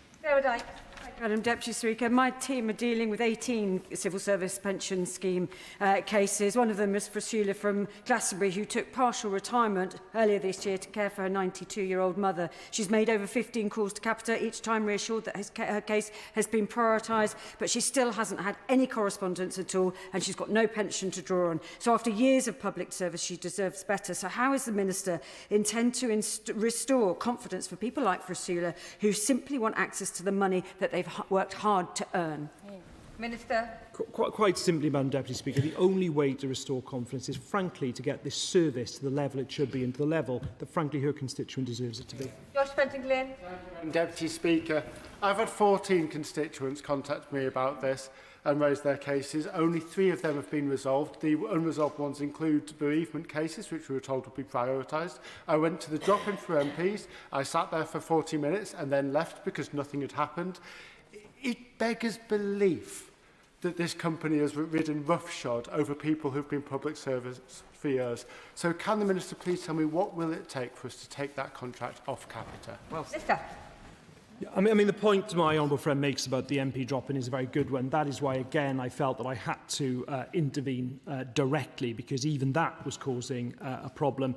And to his second point, he can rest assured wherever contractual performance falls below the level required, I will take action, and I have. And we are also looking, as I say, about, in the context of our policy on insourcing, that this contract is a prime candidate. Madam Deputy Speaker, my constituent Jamie Dalgleish served 25 years in the submarine service, followed by 23 years in the Ministry of Defence Police. He retired last year, but is still waiting for his monthly pension to start. Such is his financial hardship that at 65 years of age, Jamie has now taken a civilian job back with the MOD Police, cleaning out the dogs' kennels for minimum wage. He has been failed by Capita. Minister, will the Minister please take Jamie's case directly to Capita and find a speedy resolution for this shocking injustice? Minister. I'm more than happy to do that for his constituent Jamie. That's totally unacceptable. Thank you, Madam Deputy Speaker. My constituents have been treated appallingly by Capita. Some of them have died waiting for their pension. This is inevitable consequences of outsourcing contracts done on the cheap. So can I welcome the Government's decision to hold Capita to account at last? I ask the Minister, can you ensure that no more government contracts will be awarded to Capita, and explain why, given the dreadful performance, anyone thought it was sensible to award them the Synergy contract? Minister. Yeah, I mean, I'd say to my honourable friend, who I know has had many cases and has spoken extremely powerfully on many, many occasions about the way her constituents have been affected by this, that this is why that introduction last month of the public interest test, ending outsourcing by default, I think is going to make such a difference going forward. Gerald Jones. Gerald. Thank you, Madam Deputy Speaker. Can I thank the Minister for his statement and for the work that he's doing to bring this to a resolution. I have a growing number of cases from constituents in Merthyr and Aberdare. Obviously, we know that the response from Capita is appalling. Correspondence has taken weeks, indeed months, to get through. And today, just today, going on into the surgeries that the Minister has set up, a meeting between my caseworker and Capita failed to provide an update on an individual case, despite us giving more than a week's notice of the background. The response is continuing to be shockingly poor from Capita. So can I ask the Minister to specifically look at those surgeries to see they are properly fit for purpose, because they're not delivering at the moment? Yes, I'm certainly happy to do that. We have, I think, task force members now on each one, but where members are not getting the information that they require, please do escalate it to me. Madam Deputy Speaker, in one of my remaining 9 open cases, Dr Carol Furlong lost her husband in 2015. She was told in October, after a long battle, that nearly £15,000 would be paid within 28 days. Madam Deputy Speaker, she still hasn't received a penny. Can the Minister please assure the House that Capita has sufficient resources in place to deal urgently with cases causing financial hardship, and will he confirm that claims involving bereavements will still be treated as a priority? Yes, they should absolutely be being prioritised, and my honourable friend can be assured I will continue with that surge resource until there comes a point where I'm satisfied that the contractual standard can be met. I'm not at the moment. Crichton. Topical. Thank you, Madam Deputy Speaker. My constituent, Carol Campbell, is a Marine Coast Guard team leader in Stornoway. These are civil servants who do not just serve the public, they save the public. She has seen the June deadline come and go. She sees us shambles. I know Carol. She has given a lifetime of service. She tells me at 63, I am loath to continue working through another Hebridean winter, doing 12-hour day shifts and night shifts. But currently, I don't feel I have any other alternative. What steps is the Minister taking to ensure that Capita and its Chief Executive is held to account for failing these lifesavers? Minister. Yes, I'm grateful to Carol for her service, and she can be assured I will robustly continue to hold Capita to account. I don't know if in her particular circumstances a hardship loan would have been appropriate, but if he writes me with the details, I'm more than happy to look. Tom Rutland. Thank you, Madam Deputy Speaker. Too many of my constituents are seeing delays to receiving their civil service pensions because of Capita's failures. In some cases, this is causing serious hardship, and I'm doing all I can to assist them in accessing their hard-earned pensions. So can the Minister outline what steps he's taking to ensure correspondence from members in this place advocating on behalf of their constituents to Capita is being dealt with quickly? No, I mean, my old friend puts his finger on it. That is indeed why the Parliamentary Secretary escalated it to Mr Speaker. So serious was this problem. My honourable friend can be assured that we will continue to hold Capita to account robustly on that. Dixon. Thank you, Madam Deputy Speaker. Can I thank the Minister for his statement? The Minister may recall that at a Westminster Hall debate on the 4th of February, many of us raised cases. I raised 4 Dartford residents still unable to access their civil service pensions. 2 remain completely unresolved and 1 has only been recently resolved. Does the Minister agree with me that our civil service pensioners deserve so much better than this, and that of the tough measures that he's announced today, and I thank him for those, taking the contract away from Capita must be firmly on the table? Minister. Yeah, I mean, absolutely they deserve better. Constituents, public servants across the House represented here in the Chamber deserve so much better, and he can be assured that the independent order will be looking at a range of options. Danny Beeld. Thank you, Madam Deputy Speaker. I've had several constituents failed by Capita who, with the support of my team, have been battling to get the pensions they are owed and deserve. For some, the June milestone has come and gone, frustratingly, and just last Friday I met Barbara, whose husband passed away in January, and on top of that grief and sorrow, she's still battling to get her late husband's pension, being asked the same documents over and over again from Capita. Does the Minister agree with me this is completely unacceptable, and can he assure me and the rest of the House that every single option is still on the table, including bringing the contract back in-house? Minister. My honourable friend is absolutely right. That situation is totally unacceptable. People at vulnerable moments in their lives shouldn't have to battle in that way. And he can be assured we will be looking at every method to ensure that people get the level of service they deserve. Final question, Mark Stewart. Very much, Madam Deputy Speaker. Can I place on record my thanks to the Pensions Recovery Task Force, which I know he deployed. They've been working with my team in my constituency to resolve at least one of my constituents' cases, so I'm grateful for that. I'm now being contacted by civil servants who are due to retire, who are really worried they're going to be swept up in this too. What reassurances can you give them? Minister. No, it's a good question. I think the reassurance is, firstly, we will continue to prioritise operational delivery day to day. So if there are people who retire in the very near future, they have that. But secondly, they can be assured that we are looking now in the medium term at the best, most effective way to have a proper service level. That is the end of the statement on civil service pensions. I'll give the front benches a few moments to shuffle over.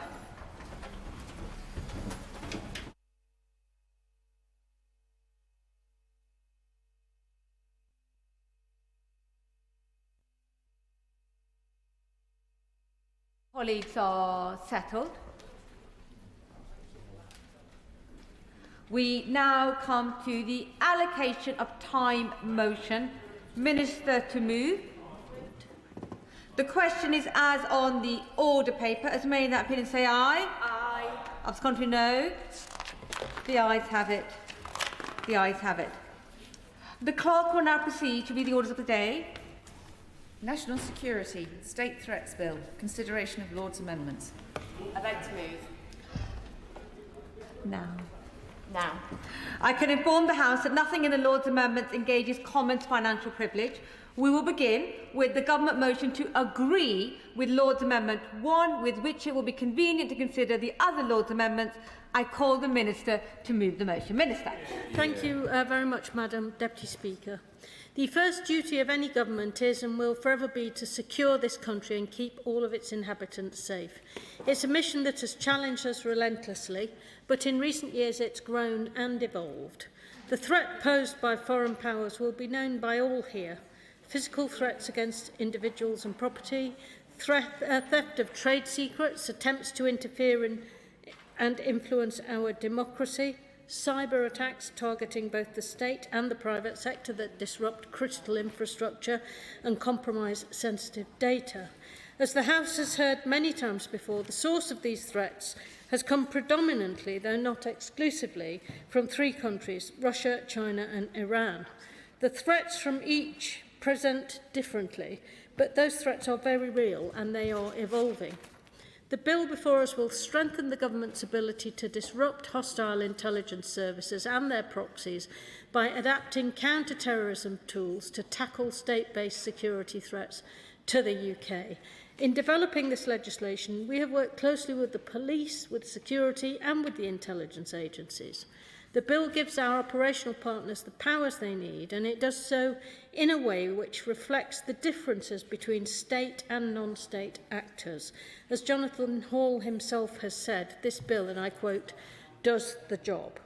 As the bill progressed through its stages, the government listened carefully to the arguments that were made in relation to legitimate humanitarian assistance, as well as concerns expressed by NGOs and the International Development Committee.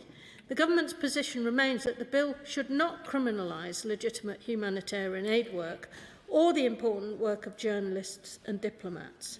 It remains... Of course. I thank my honourable friend for giving way, and I welcome Amendment 1 to 6 to clarify the bill. However, as the bill stands, journalists could still face prison sentences of up to 10 to 14 years for working with even approaching sources in hostile governments. Will the Minister consider pausing this legislation so we can go back to the drawing board? I thank my honourable friend. I don't agree with her interpretation of the bill at all, and I think the threats that we are facing mean that this bill ought to be on the statute book sooner rather than later so we can begin to deal with them. As I was saying, the government's position remains that the bill should not criminalise legitimate humanitarian aid work or the important work of journalists and diplomats, and it remains our view that this bill does not have that effect. However, to avoid a potential chilling effect, the government felt that it was better to accept amendments to the bill to put that matter beyond doubt. That's why the government supported Amendments 1, 2, 4 and 6 tabled by the noble Baroness Northover in the other place. These amendments... yes, of course. Thank you for giving way on that point, and I'm pleased that she's accepting the amendments. And this hopefully will give some comfort to journalists who at the moment are in an incredibly precarious situation in every war zone, and usually somebody accuses them of being terrorists for what they're reporting. What support will the government practically be able to give to journalists or journalist unions that are faced with these threats, because they are very real and the number of journalists that are being killed around the world is rising year on year? I thank the right honourable gentleman for his question. We are actually very, very confident that the bill as it's written does not place journalists in any jeopardy. In fact, these measures allow us to act against those who are conducting harmful activity in the UK, including targeting journalists here in the UK because of their attempts to expose activities in other regimes.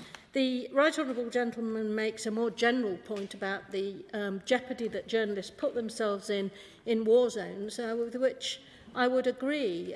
Their news reporting is some of the bravest that happens, and we all support free press and the ability of journalists to be able to report in war zones. But I would say respectfully to him that these things are slightly different, and he's combining the two issues together. We are convinced, Madam Deputy Speaker, that this bill does not and will not put journalists in any more jeopardy in this country, certainly for reporting.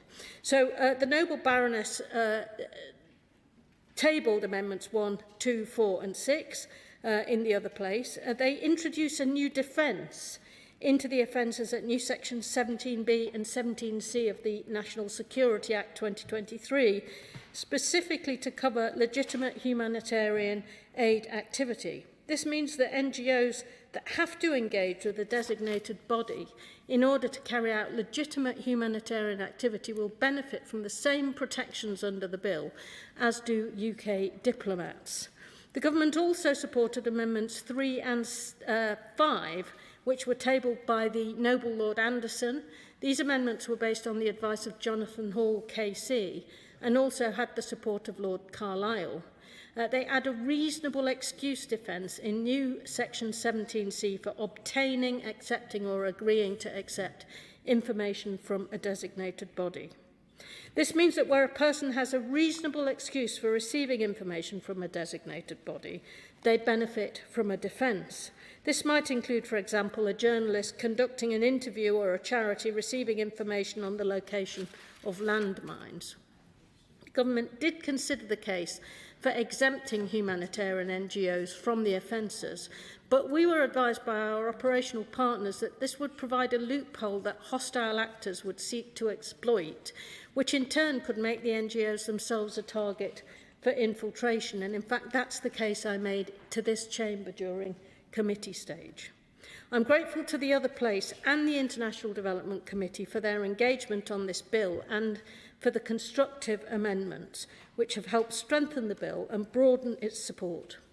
This bill represents an important new addition to our toolkit to address the growing threat from foreign powers. And as I said during committee stage, my officials have worked very closely with operational partners in the creation of this power and the accompanying offences. They're fully supportive of the bill. It closes a gap that they've been explicit that it provides them with vital tools capable of addressing the sharpest threats that they are tackling. Madam Deputy Speaker, I move the amendments. The question is that this House agrees with the Lords in their Amendment 1, and I call the Shadow Minister, Matt Vickers. Thank you, Madam Deputy Speaker. The Government's decision to allow alterations to this bill will come as a surprise to many who followed it through its earlier stages. As colleagues in the other place observed, this came as a surprise because, throughout the interregnum, the Government repeatedly informed the official opposition that it was unable to make further policy decisions. That position even extended to measures confirmed as government policy, such as passport seizure powers.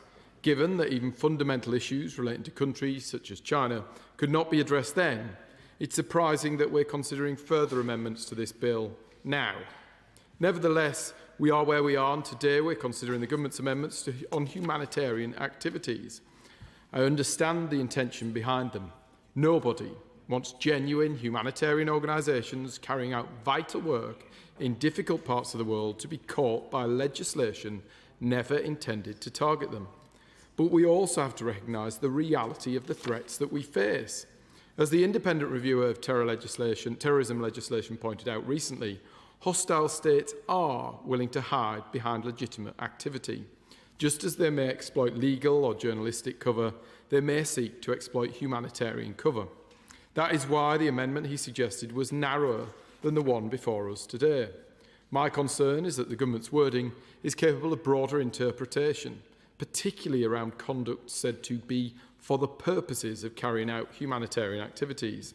That risks creating uncertainty and opportunities for abuse. What is striking that this is not the position that the government took a short time ago. During report stage, the Minister made clear that genuine humanitarian work would not be prejudicial to the safety or interests of the United Kingdom.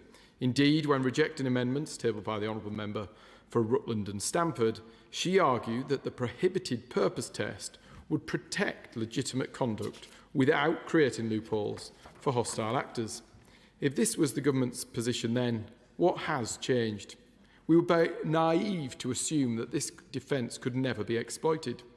We've seen hostile states attempting to use charitable organisations as vehicles for influence and interference. The Chief Exec of the Charity Commission has warned about those risks, and ministers themselves have highlighted concerns about Iranian-backed charities operating in this country. Members have worked hard to expose those threats. As we strengthen our powers to tackle hostile state activity, we must be careful not to create new opportunities for hostile actors.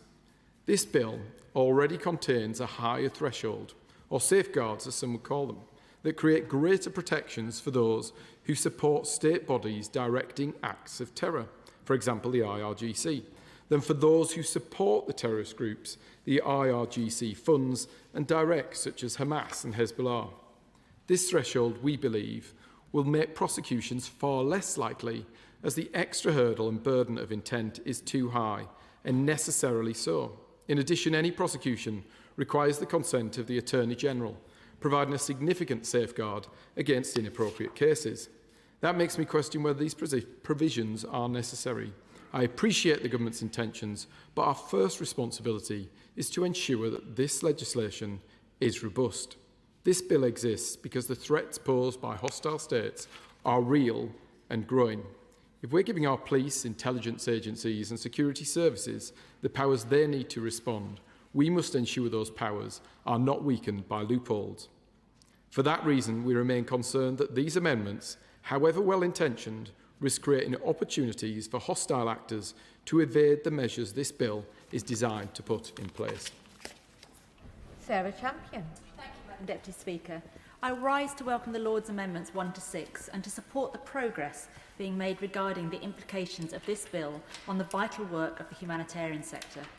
I place on record my thanks to Baroness Northover, Lord Alton, Lord Anderson, Baroness Hellig and Baroness de Souza for all their work on this in the other place. I would also like to pay credit to the courageous NGOs operating on the front lines of a global crisis, who I know are following this bill carefully to understand how it may impact on their work. With them in mind, I would like to express my regret that measures covering the humanitarian sector do not go further to provide a robust, full legal protection. As Chair of the International Development Committee, I wrote to the Home Secretary, the Home Office, on this matter on the 17th of June, as the sector was facing a terrifying landscape of legal uncertainty. Under the original drafting of the new offences, particularly around assisting or obtaining material benefit from designated body, humanitarian actors were at risk. In conflict zones, where state-linked or designated actors hold territorial control, neutral humanitarian organisations are often required to engage in dangerous circumstances. This sometimes means that they must negotiate access, pay routine local utilities or permits, and provide medical care to all sides, working in accordance with international humanitarian law. Under the National Security State Threat Bill, humanitarian workers could have been prosecuted. As it stands, political reassurances alone would simply not be good enough to prevent catastrophic chilling effect happening across the sector. For example, driving banks to de-risk and forcing NGOs to pull out of regions where millions rely on UK-supported aid. And so, I welcome these amendments that provide a statutory defence as a significant step forward, and thank the Minister and her department for their full engagement on this. However, Madam Deputy Speaker, we must be honest about what a defence is and is not. A defence does not stop an organisation from being caught by the offence. It means that an aid worker or an NGO could still be investigated. They could still be prosecuted. They could still find themselves in a criminal court, having to shoulder the immense legal, financial and reputational burden of proving that defence. The government can, and I urge should, go further. A true exemption takes impartial humanitarian actors out of the scope of these offences entirely. It removes the legal risk from the table, protecting organisations from the threat of proceedings altogether. So while I welcome these amendments today as a step in the right direction, I urge the government to monitor the operational reality of these measures closely and consider taking further steps beyond this bill. Madam Deputy Speaker, I would like to make 3 specific requests to the Minister. That explanatory notes, prosecutional guidance and any industry guidance issued to regulate entities provide clear, comprehensive and consistent direction on the treatment of legitimate, impartial humanitarian activity. Those materials should make explicit that humanitarian organisations acting in accordance with international law must be afforded appropriate protection in the application of legislation. They should provide practical guidance on how the statutory defences are intended to operate and the factors that decision makers should take into account when assessing whether those defences are engaged. Given that humanitarian actors would otherwise be required to rely on the availability of a defence only after an investigation or prosecution has been initiated, it is essential that the accompanying guidance minimises legal uncertainty and reduces the risk of legitimate humanitarian action being deterred or disrupted. Clear and authoritative guidance will be critical to ensuring that investigators, prosecutors, regulators, financial institutions and other relevant actors apply the legislation in a manner that is consistent with Parliament's intention and does not, inadvertently, impede the delivery of impartial humanitarian assistance. To ensure that these materials are both legally effective and operationally workable, humanitarian organisations should be meaningfully consulted during their development. Those with practical experience of delivering assistance in complex and high-risk environments are best placed to identify areas of ambiguity, anticipate unintended consequences, and ensure that the guidance reflects the realities of humanitarian operations. Such consultation will help to ensure that the guidance provides a genuine legal certainty and appropriately safeguards legitimate humanitarian action. Subsequent guidance regarding on how these statutory defences are intended to operate in practice must provide a clear, comprehensive and consistent direction on the treatment of legitimate, impartial humanitarian activity. These materials must make explicit that humanitarian organisations acting in accordance with international humanitarian law must be afforded appropriate protection in the application of this legislation. I thank you, Madam Deputy Speaker. Spokesperson Will Forster.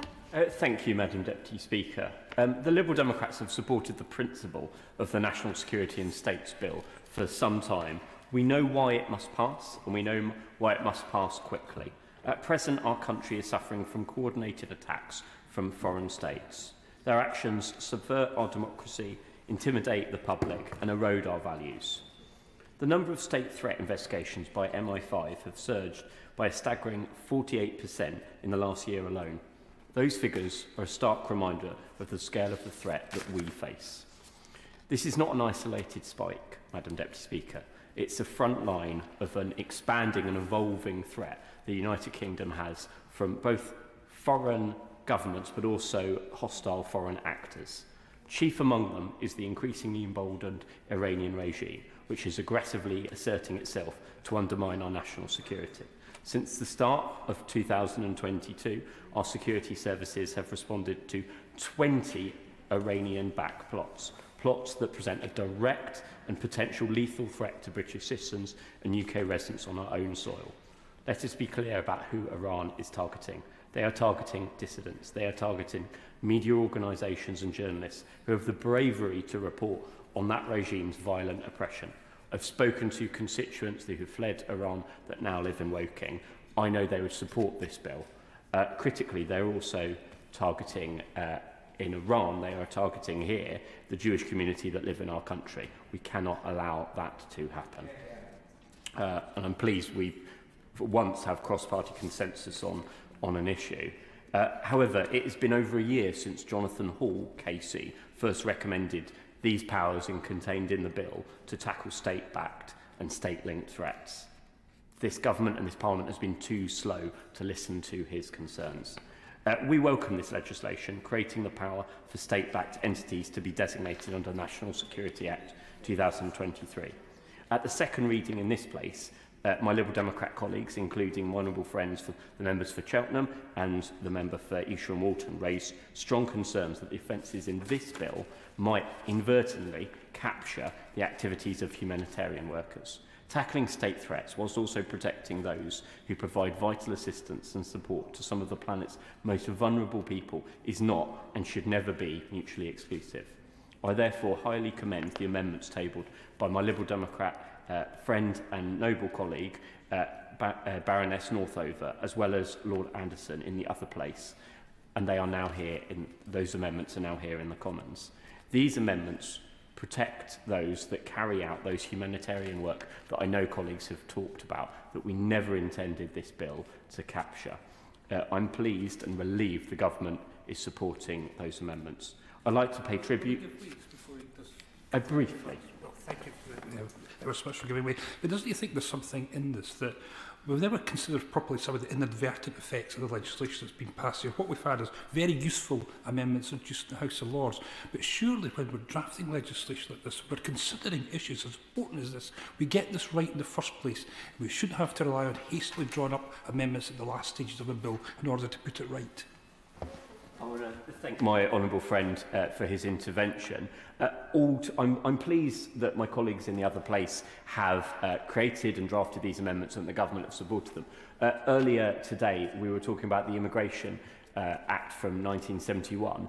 That the Parliament never had an intention to protect someone who we've stripped him of his British citizenship. We want to deport him. He's committed heinous crimes. There is a risk that because of potentially badly drafted legislation in 1971, we can't all do what we want to do now, which is deport him. The intention of legislation is so important, and I'm pleased that we've managed to ensure that amendments have put some meat on the bones of the government's original legislation to protect vital humanitarian workers. Tackling state threats whilst also protecting those workers is so important. And therefore, I want to highly commend the amendments tabled by my colleagues in the other place. I do want to pay tribute to them particularly. Baroness Northover, for her work who's worked with the government on these amendments, deserves our praise. But I also want to thank other colleagues in the other place as well for their work on this bill. Humanitarian workers, Madam Deputy Speaker, often work in extremely challenging and unstable areas. They need to know the law has their back when they're putting their life at risk. To provide essential aid, they have to work with a wide variety of local groups. Without these new legal protections, they could easily be penalised for simply doing their jobs. Sometimes this is landmine clearance or paying a fee to access a particular zone. We must ensure our laws don't criminalise aid workers. The amendments by my honourable friend Baroness Northover, Lord's Amendments 1, 2, 4 and 6, provide a defence for those carrying out humanitarian activities. These amendments ensure that humanitarian organisations do not face significant additional barriers to deliver their invaluable work. If this bill passes today, and I very much hope it does, the government needs to work with urgency to bring forward secondary legislation to finally designate the IRGC that the Liberal Democrats and I have called so before. As the summer recess looms, it's clear that these regulations must be made before the House rises on the 16th of July. Please can the Minister, when she winds up, give me and the House that reassurance. Thank you, Madam Deputy Speaker. Mr Stewart, normally when you're called last, you're under a time limit, but now you've got over an hour. Mark Stewart. Thank you very much, Madam Deputy Speaker. The whip is making a strange gesture at me, which suggests that maybe I don't have 60 minutes to contribute. And I do think it'll be of reassurance to her and to you, Madam Deputy Speaker, that I only intend to speak very briefly on this bill. Now, I did contribute at each stage when it was coming through the House last time, stage 2, second reading, and then consideration of the amendments and third reading. And I was convinced by the government's argument that an exemption already existed within the bill as drafted, that NGOs could take advantage of, that humanitarian organisations could take advantage of. So I came to the House today keen to listen to the Minister explain the reasoning behind why the government wants to accept these amendments. And I also wanted to hear the reasoning from my honourable friend, the member for Rotherham, who I know has contributed between each stage of this bill and had thoughts on why that exemption wasn't enough. And having listened to the reasoning, I am convinced of the need to accept these amendments today. It absolutely makes sense. But I do have some thoughts and some follow-up questions for the Minister that I'll go through now. So on the first two amendments, Amendments 1 and 2, that are all about, again, creating exemptions for humanitarian support, NGOs and the like. Amendments 1 and 2 directly affect the part of the bill that's all about assisting designated threats. Now, assisting a designated state threat should bring with it grave consequences, but at the same time, we absolutely shouldn't do anything that risks legitimate NGOs stopping their engagement, stopping their involvement, stopping their important work in some of the most difficult regions in the world. It's clear that there needs to be space for them to operate.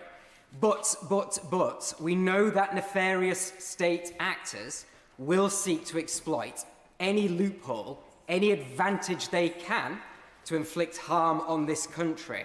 So on Amendments 1 and 2, I do want to ask the Minister specifically if she thinks that the amendment is slightly too loose, or if she's confident that designated state threats could not take advantage of the amendments as they are now worded, so that they can continue to carry out their actions through other bodies. That's the specific question I have for the Minister on that one. On Amendments 3 to 6, I have fewer concerns. It's absolutely right that there should be an exemption for humanitarian bodies to share information with designated state threats when that information is related to, say, the clearance of a minefield. That absolutely makes sense, and of course that exemption should exist. So I have fewer concerns about that. I would be very grateful to the Minister if she could answer my first point, though.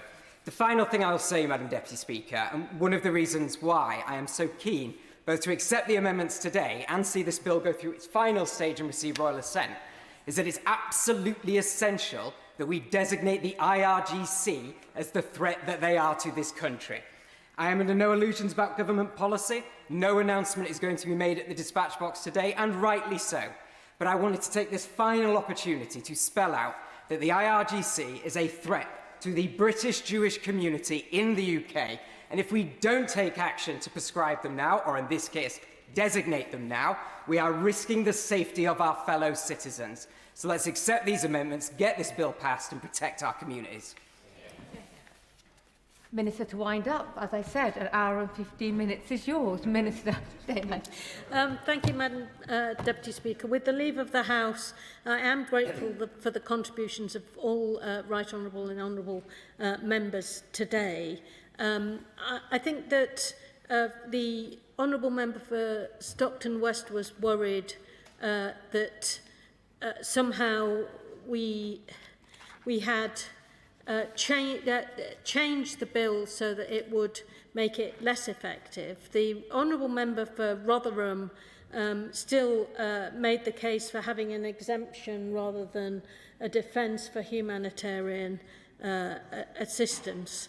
And again, I just wanted to confirm that in our view, the bill as originally written would have excluded humanitarian assistance completely because of the primary purpose rule. But we felt that there was some merit in the argument about the chilling effect of not having a defence. Yeah.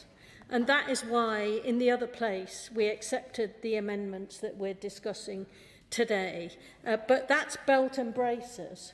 And so nothing's changed. We are trying to accommodate potentially legitimate worries and chilling effects that might have an effect on the operational effectiveness of some NGOs, even though the law itself would not have caught them. So I hope... I'm very grateful for my right honourable friend for giving way. I think if the Minister is able to give some assurance that within the guidance we'll be able to see that in black and white so that the defence is laid out for all to see. Yes, I mean, if she knows her pepper and heart, I've just put it on the record in this House, but obviously I'll take a close look at the guidance as it's developed. The Honourable Member for Woking, I think, made a powerful speech, particularly about the threats and the rising level of threats that we are facing, which is why this bill needs to be on the statute book as quickly as possible.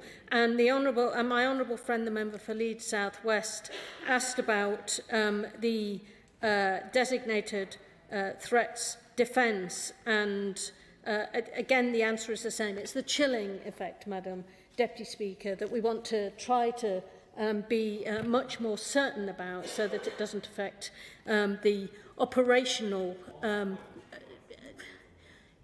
happy to give away. Yeah.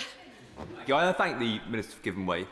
Just to raise the point, though, from the member for Leeds South West and Morley, it's clear to see that this new piece of legislation could allow hostile states to set up shell charities or hide behind humanitarian cover. In purely operational wording, does the British state have the ability to actually identify if that's happening and put a stop to it? I don't want us to go into very specific examples, but I can assure him that we keep a very close eye on proxy actors and state actors by proxy and what they're doing in our country. And we believe that designation, which is what this quite narrow bill before us today will allow us to do, will make it much clearer that we know what they are doing. It will make for a harder operating environment for those who wish us ill, who are directed by state actors. And that is what this legislation is intended to do. So against a backdrop of growing threat from foreign states and their proxies, including through espionage, interference, sabotage, threats to life, this bill will strengthen the ability to disrupt hostile intelligence services and their proxies by adapting counter-terrorism tools to tackle state-based security threats in the UK. It creates a new power for the Secretary of State to designate organisations involved in foreign power threat activity, backed up by new criminal offences of supporting, assisting or obtaining benefits from designated bodies. I know there's been some concern both in this House and in the other place regarding potential unintended consequences, but I would like to reassure the House that the bill was never intended to and does not criminalise genuine humanitarian activity by NGOs or journalists or other legitimate activities. We've listened to the arguments and it's right to put that matter beyond doubt. These amendments do that. We've worked closely with operational partners, and I'm satisfied that these narrow amendments do not weaken the bill. This bill will enable proxy organisations to be treated in practice like foreign intelligence services, making it easier to prosecute those acting on their behalf. Overall, this manifesto commitment will strengthen the overall national security framework so that the UK becomes a more difficult operating environment for foreign intelligence services and state-linked proxies. And with that statement, Madam Speaker, Deputy Speaker, I commend these amendments to the House. The question is that this House agrees with the Lords in their Amendment 1. As many of their opinions say aye. Aye. Of the contrary, no. No.